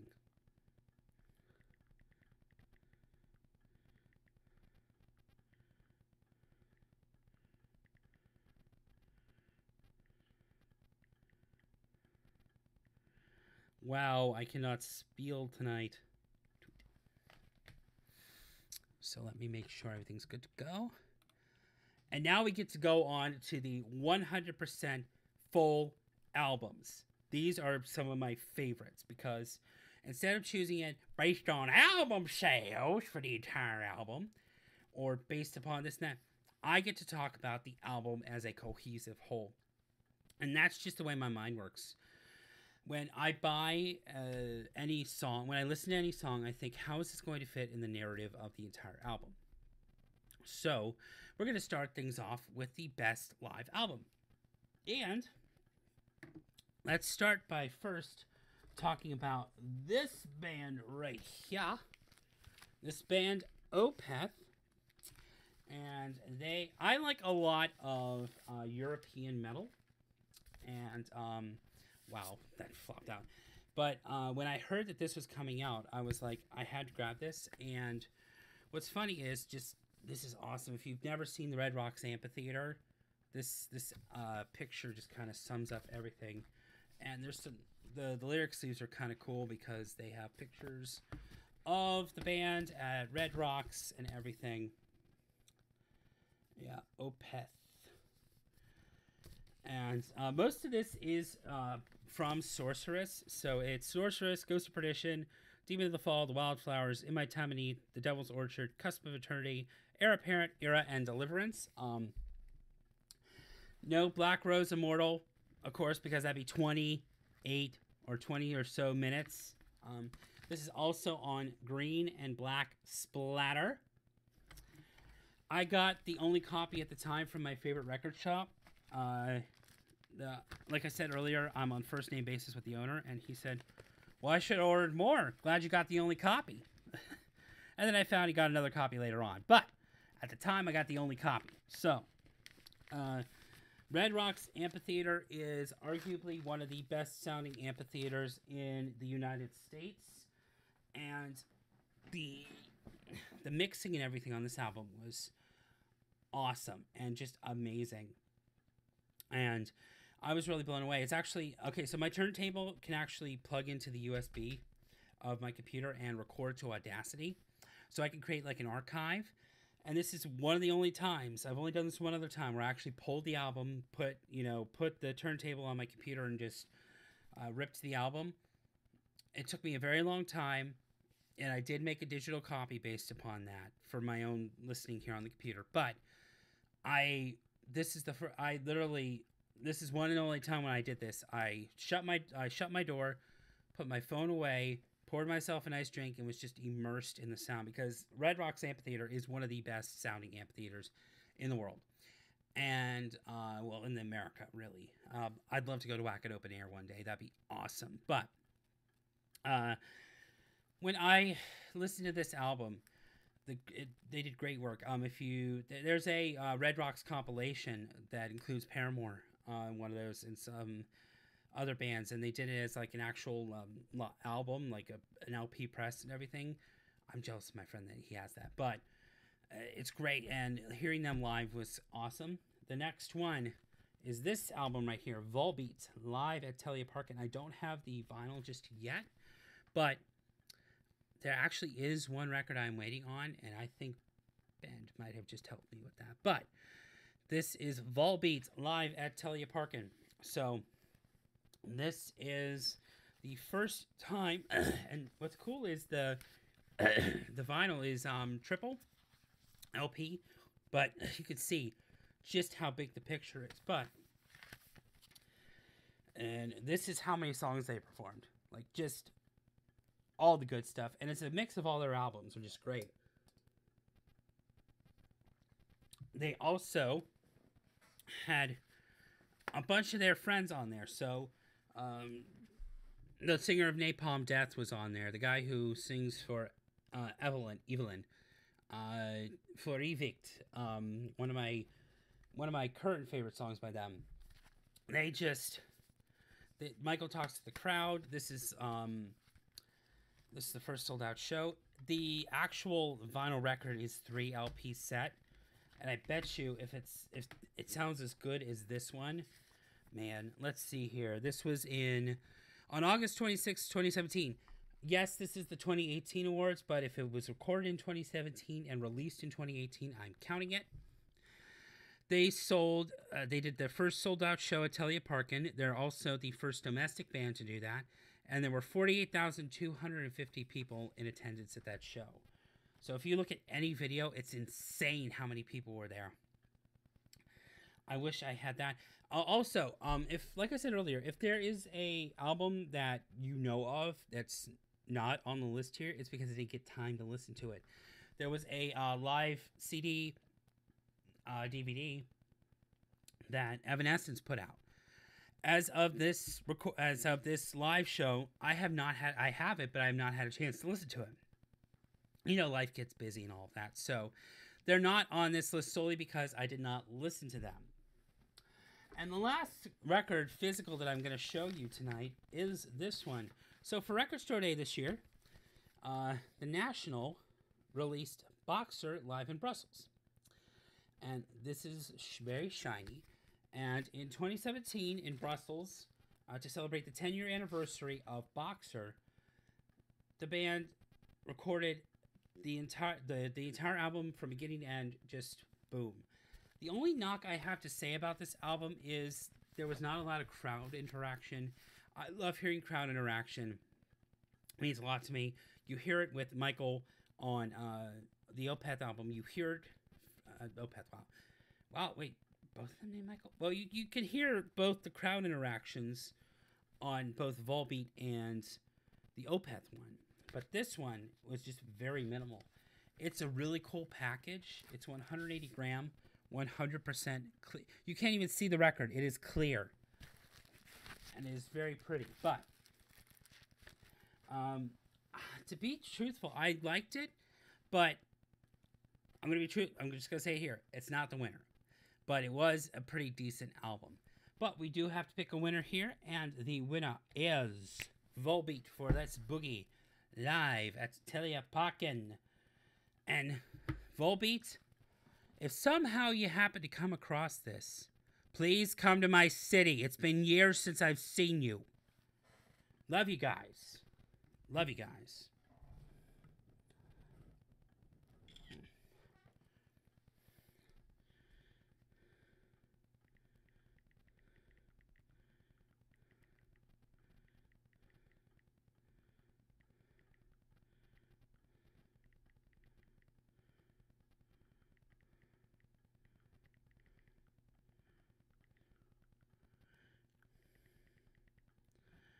So we're going to move on in just a moment.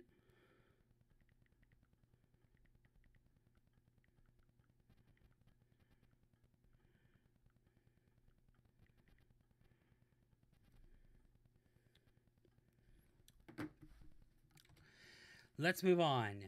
The Rock Album of the Year. The only category where I have no physical representation. Everybody knows me. I love physical.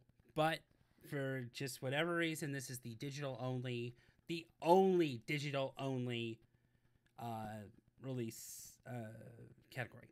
So, the album, Thread. We've already talked about Red Sun Rising. Oh, yeah. I have a bootleg of when Paramore played Nashville. Someone actually recorded the entire show.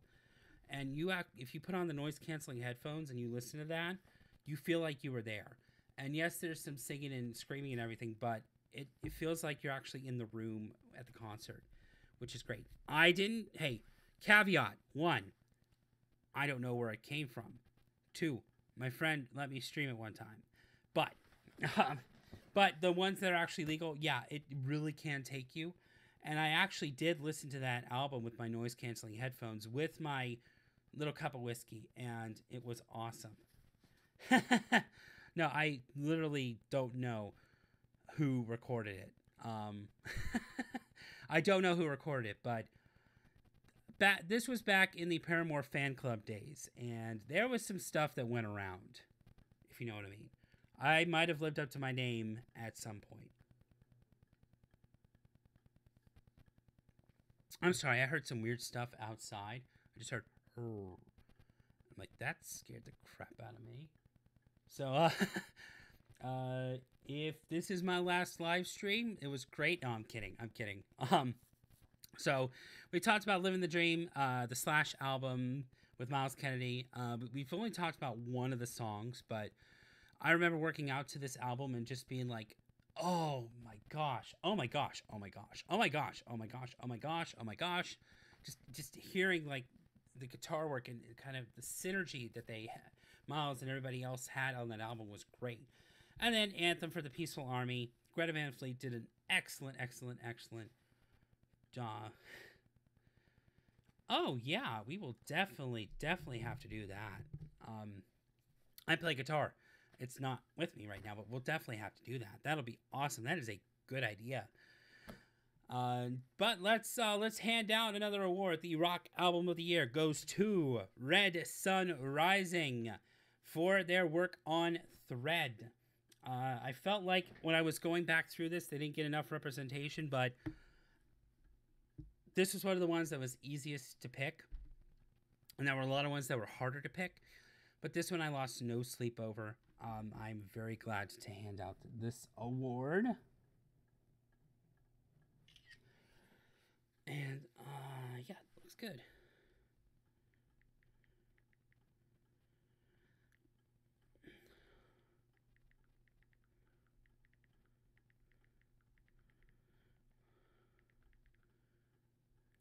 Hey, man, how's it going?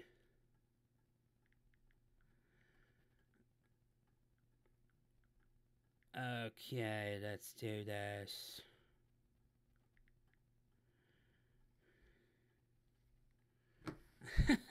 It's a party now. We got a party going on here. So, we just handed out Rock Album of the Year. We are covering all the great stuff that came out in 2018. But we're going to move now to the Metal Hard Rock Album of the Year. And these are all ones that we've talked about before. Where I have... This is another one where I have physical representations except for one. So, We've talked about Diamante, one of the best debut albums that I've heard in a very long time. We've talked about a staple for Pop Evil. They've been around for quite a while, not as long as, say, Alice in Chains, who went back to form with their Rainier Fog. We've talked about Prequel, how it's great. I have a little story about this. So, at my local record shop, I was talking to the guy who was checking me out, and he happened to say, "Hey, do you like the band Ghost?" And he said, "Yeah." And he said, he saw one of the guys, I'm thinking it's Tobias, come in, and he was with, I guess, the bodyguard, and they were looking around, and the bodyguard said, "Hey, do you like Ghost?" He said, "Yeah." Handed him a guitar pick. And it turns out it was one of the members of Ghost back when they were playing the luau. And they bought like almost $2,000 worth of records, a lot of it being Blue Oyster Cult. So when I say that they're the more modern Blue Oyster Cult, they have a lot of that sensibility. And I could tell just from that story why a lot of people would say that. So we could go with debut. We could go with a staple. We could go with a back to form for both of Pop Evil and Firepower, or we could go with the very interesting take that Ghost went with. But there is only one winner, and that winner is Rainier Fog by Alice in Chains. We're going with the staple. I love Alice in Chains to death. I love Seattle music to death. So it was very easy for me to pick this winner here. And I'm hoping to do this more often. I'm hoping to do this, like do a live stream every once in a while, talk about music that's coming out and kind of what I like. But I know, isn't it awesome? Let me just grab the full album art so you can actually see it on the big screen here. Wait, where are you? No, it's Hailstorm. Churches. Aha! You're talking about this album cover right here with the eye. And what's cool is that eye, I don't think I even showed this fully, has another picture. And if you actually like turn it, there's other words and stuff. So it has a lot of kind of deep things. And there's also talk, this is the first album that they went back to, they recorded in Seattle in a very long time. And this is a reference to Mount Rainier in Seattle. So it is a very Seattle-drenched album.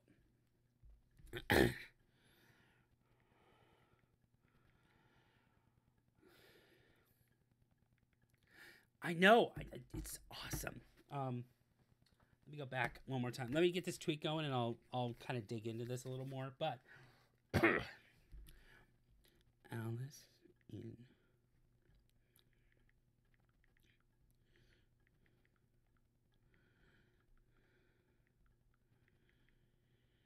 2019. I know. Hang on. Okay, so I'll go back in. This is on black wax, by the way. So okay, so there is the. I know. Yes, definitely. So it came with lyric sheet, and then I'll put this over here.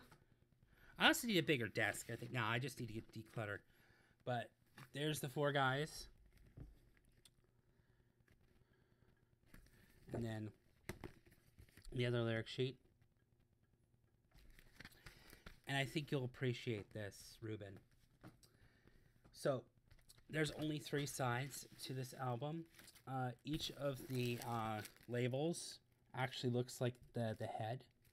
But I think you'll appreciate side D, because there is an etching on this. So, whenever there's a blank side, sometimes bands will leave it blank, but sometimes they'll do something like this.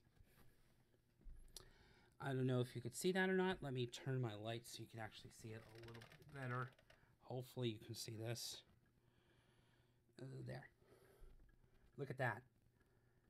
This is etched onto the record itself. It's just the album cover. But if you spin this on the turntable, it's awesome. And this album sounds amazing, by the way, on vinyl.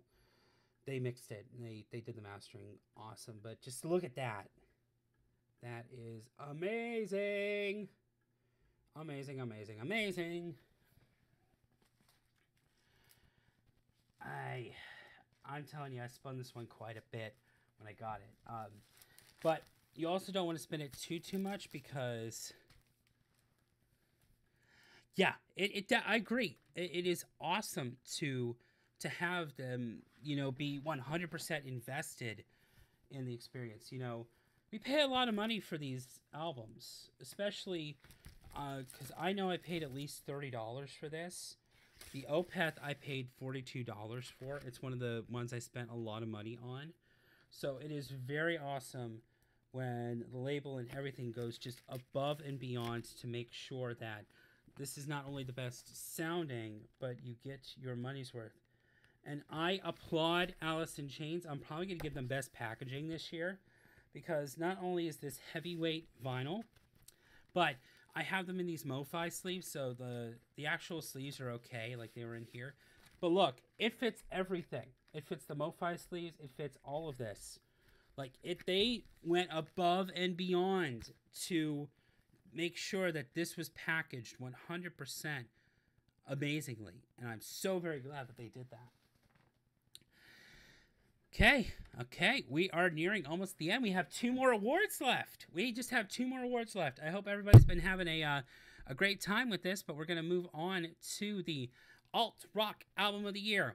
3 familiar faces. We've seen them before. I'm not going to talk too much about Love is Dead and Underworld, but I do want to go back to Amy Shark. When I first heard this album, 100% blew me away. They did a very, very good job with everything. Yeah, so they did a really good job. She did a really good job. There was a lot of very good debut albums this year. Amy Shark being one of them, and Diamante being another one. Just this year was kind to music, especially for what I listen to, my sensibilities with everything. So, Love Monster. Check any one of these albums that I'm showing you, or anything that I'm showing you is worth your time. 100% worth your time. Just because somebody doesn't actually get the award doesn't necessarily mean that that it's a bad thing. It's kind of hard to explain, but any one of these people, any one of these artists, please go check them out. But there's only one winner. And if you've already been watching this, you can kind of guess what it is. But the winner, the best alt-rock album of the year, it's Night Lives Underworld. What more can I say about this album? It's one that means a whole lot to me, and I need to retake that. BAP. There we go. Act.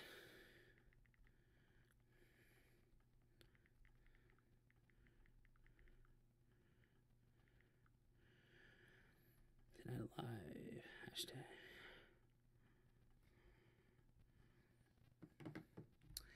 So, we have only one more award. And it is the biggest award of the show. It is Album of the Year. And these are all familiar faces. So, this was arguably the toughest and not the toughest. So, do I go with, and when I was thinking of this award, I was like, okay, there we go. Do I pick? Yes, they were at Warped Tour. They have been in Warped Tour quite a bit, and that's how I met them and how I saw them. I'm hoping they're actually supposed to be on tour in America, but they canceled it for mental health and medical reasons. If you follow them at any point, you know they're big into mental health. They're big into a whole bunch of things, a bunch of that stuff. So them taking personal time, I very much appreciate it. So, do I go with one of the 2 debut albums that blew me away with Diamante or Amy Shark? I saw them last year too. Yeah. What I don't like about Warped Tour is I didn't get a full set, and I've been wanting to see a full set from them. But they played The Edge, they played a whole bunch of stuff, but if you see a full set of theirs, you get the whole package of what they're trying to do with their music, and that they're very an aware band, consciously, mentally, and everything, and that's what I love about them. So, um, like I said, do I go with the two debut albums? Do I go with the band that I feel semi connection to on social media with Red Sun Rising? Do I go with the band that I've been loving and seeing the most times live? Do I go with a band that means a lot to me? I've seen them twice. It connects me and my mom together. Or do I go with the album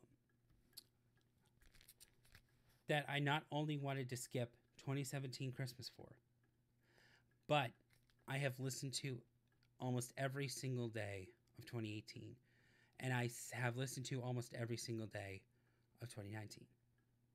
So when I was going through this, there was only one album in mind that I was thinking. The winner of Album of the Year is Tonight Live's Underworld. To say that this is,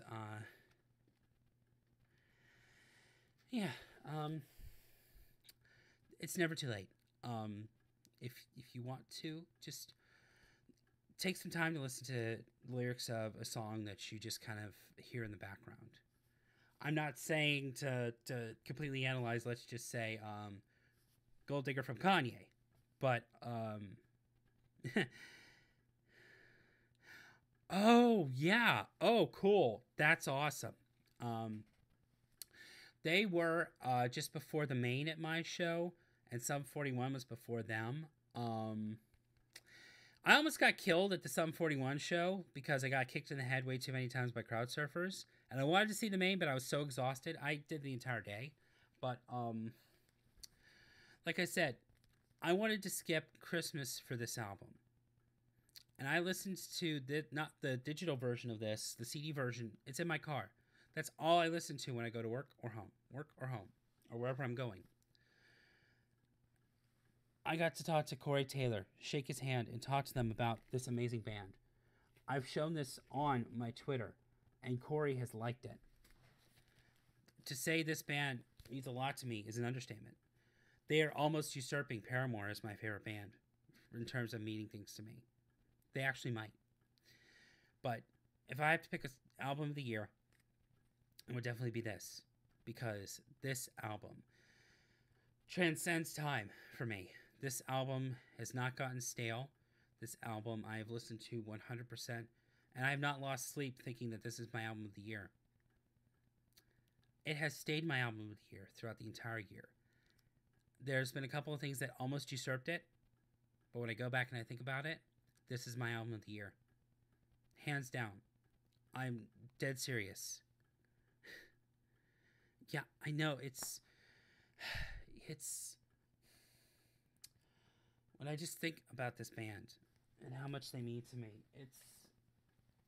it makes my heart happy. And I'm choosing my happiness over a lot of different things now. I've not put my happiness as my priority for a very long time. So for me, it was easy to choose them. And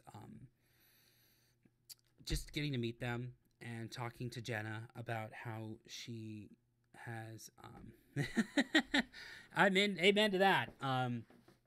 But getting to talk to Jenna and having her handwrite those lyrics from Led Zeppelin, it coming full circle. She wrote a tweet about Led Zeppelin 4 and how that was one of her favorite albums that someone just gave to her, and that's what started my collection. Without that, I wouldn't be here sitting at YouTube right now talking about music, talking about my collection. Things happen for a reason, and there's like the chain effect. So I start collecting records. I find Vinyl Collector James on YouTube. There are other collectors out there that are collecting and loving music as much as me. I go on. I make a YouTube video for one of my very first YouTube videos was a collection of. Hey, man, how's it going? You're catching the tail end of the stream, but I'm so glad that you were able to make it, man. This is awesome. Everybody's here. Um, but you know, just having her talk about that and just talking about that with her, it was like it came full circle. And that's one of the days that I will remember for a very long time. And Jenna talked about on Twitter this past, there was Twitter or it was an Instagram story where she said, there is no post-concert depression, only good memories. And that is something that has stuck with me the entire year and waiting to finally go see them. And yes, I didn't get to see a full set. Oh, well, I'll see a full set eventually. But this album defined my entire year. And when I think album of the year, I don't think, well, which one got the most sales? And let's vote for the one with the most sales. No. I have to pick the album that defined my year, challenge what I think of when it comes to music. And really, there was a couple things that were happening at work. I had to stay late to normal Friday night. And I was 100% happy to choose this as my album of the year. And there's not much more I could say. I mean, I've already talked about this album over and over and over and over again, but let's get this tweet out. Come on, tweet.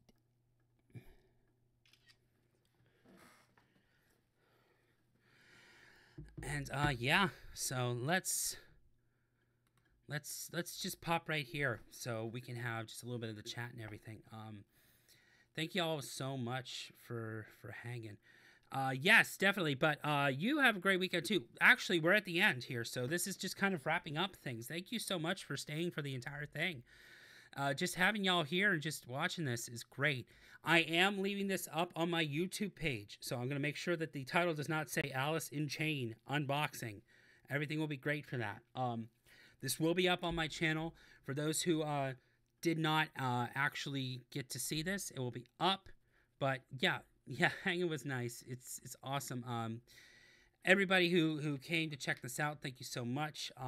Leave me some feedback in the comments. If you want to read the chat when we were talking around here, leave me a comment. Let me know what you think. I definitely want to do this again next year. And I have everything prepared now, but I want to make it bigger next year. So as the new albums come out, I might actually do some reviews. Who knows? I really definitely had fun doing this. And thank you again so much for hanging out. There is a couple of albums that are coming out that I'm really excited for. Let me pull up the albums that are coming out here real quick. So then that way I can tell you what I'm excited for and what we can look forward to in 2019. So, there are a very few that I'm looking forward to. Let me see. There is Board of Osiris coming out with their brand new album. Slaves of the Shadow Realm. Oh, it already came out. I need to take a look into that. What else? We are on 120. So, Christina Perri just came out with a recent album. Songs for Carmela, Lullabies, and Sing-Alongs. Alice Merton's Mint came out. I'll probably have to check out. Jeez, being a music fan is crazy. Papa Roach just came out this Friday. They came out with their new album. I got to go check that out. This week, coming up, the new Backstreet Boys. Yes, Backstreet Boys. I like them. We have Bring Me the Horizon coming out with their new album. Hopefully, that's pretty good. Broods is coming out with Don't Feed the Pop Monster. We also have Within Temptation Resist. This is my hyped album for the year. I usually pick one album to hype for the year. This was actually supposed to come out in December. Actually, the same day as this Volbeat album. And they had to delay it. So that is my number one hyped album. I'm very much looking forward to that album coming out. We also have LCD Sound System, Avril Lavigne coming out with a couple of things. Dream Theater, there's a brand new Dream Theater, and Overkill. On the same day in February, we'll have Dream Theater and Overkill, which is crazy. Then Hoozer's coming out with a second EP. Oh, just a second album. Queensryche. Weezer is coming out with another Weezer album. I thought the new song was just okay, but I'm definitely interested to hear more. Foles is coming out with some new stuff. Lana Del Rey, of course. You gotta listen to some Lana Del Rey. And then Ryan Adams is coming out with Big Colors. The 1975 is coming out with Notes on a Conditional Form in May sometime. And then I'm just taking a look here. Candlemass said they were going to come out with an album. There's rumors of Coldplay. Of course, Rob Zombie, Testament, Tesla, The Who, and then Tool as well. And I do know that these guys, I think, are heading into the studio in 2019. So who knows? 2020 will be a new Volbeat album. But thank y'all so much for hanging out. If you want to chat with me, I do have a Discord. Let me get you a link to that Discord here. Let me go grab my link to my Discord. Yay. Let me go grab my invite. I would like this to never. So we are going to go ahead and I'm going to come up on my YouTube channel here and I'm going to drop a link of my Discord. If you want to come hang out at my Discord, it's just me and my friends. But you come hang out there and we have a little bit of a fun time there. I'm trying to have my Discord grow a little bit, so if you want to come hang out, go ahead and do so. But that's about it. Thank you again so much for hanging out with me here. This is my first big live stream, and I would say it was very much a success. I'm very happy with this. This is a treat. I normally just go and I do... I need to do one quick thing, though. Can everybody give it up for Skyborg, please? Because she has been a big help with this. Go have some good lunch, but we need to give some applause to Skyborg because every single one of these right here, I'm popping through here very quickly. She helped with all the graphics with this, and I am so very thankful to her. And yeah, let's give it up for Skyborg. But she was a huge help. Yeah, it means a lot, and thank you again for all the help you helped with this, and it would not have been as awesome without you here and helping out with that. So thank you, and thank you everybody for watching this. That's about it. Hope you have a wonderful lunch. Sky's in Australia, so I sometimes have friends that like to say, it's Australia. Like, no, it depends on the area. So we're not going to get into that, but thank you all so much for watching. Thank you for hanging out. If you're watching this later, there should be a description down below so I can leave my social media links. And yeah, that's about it. And as I always say in everything I do, even the video like this, oh yeah, it's past midnight here. So yeah, go have yourself a good lunch, and yeah, thank you everybody for being here. And as I always say at the end of everything I do recorded, when the waters get rough, please keep going. Please keep on sailing. Even if you feel like no one else believes in you, I do. Even if you're just watching this at any point, I believe in you in whatever you do.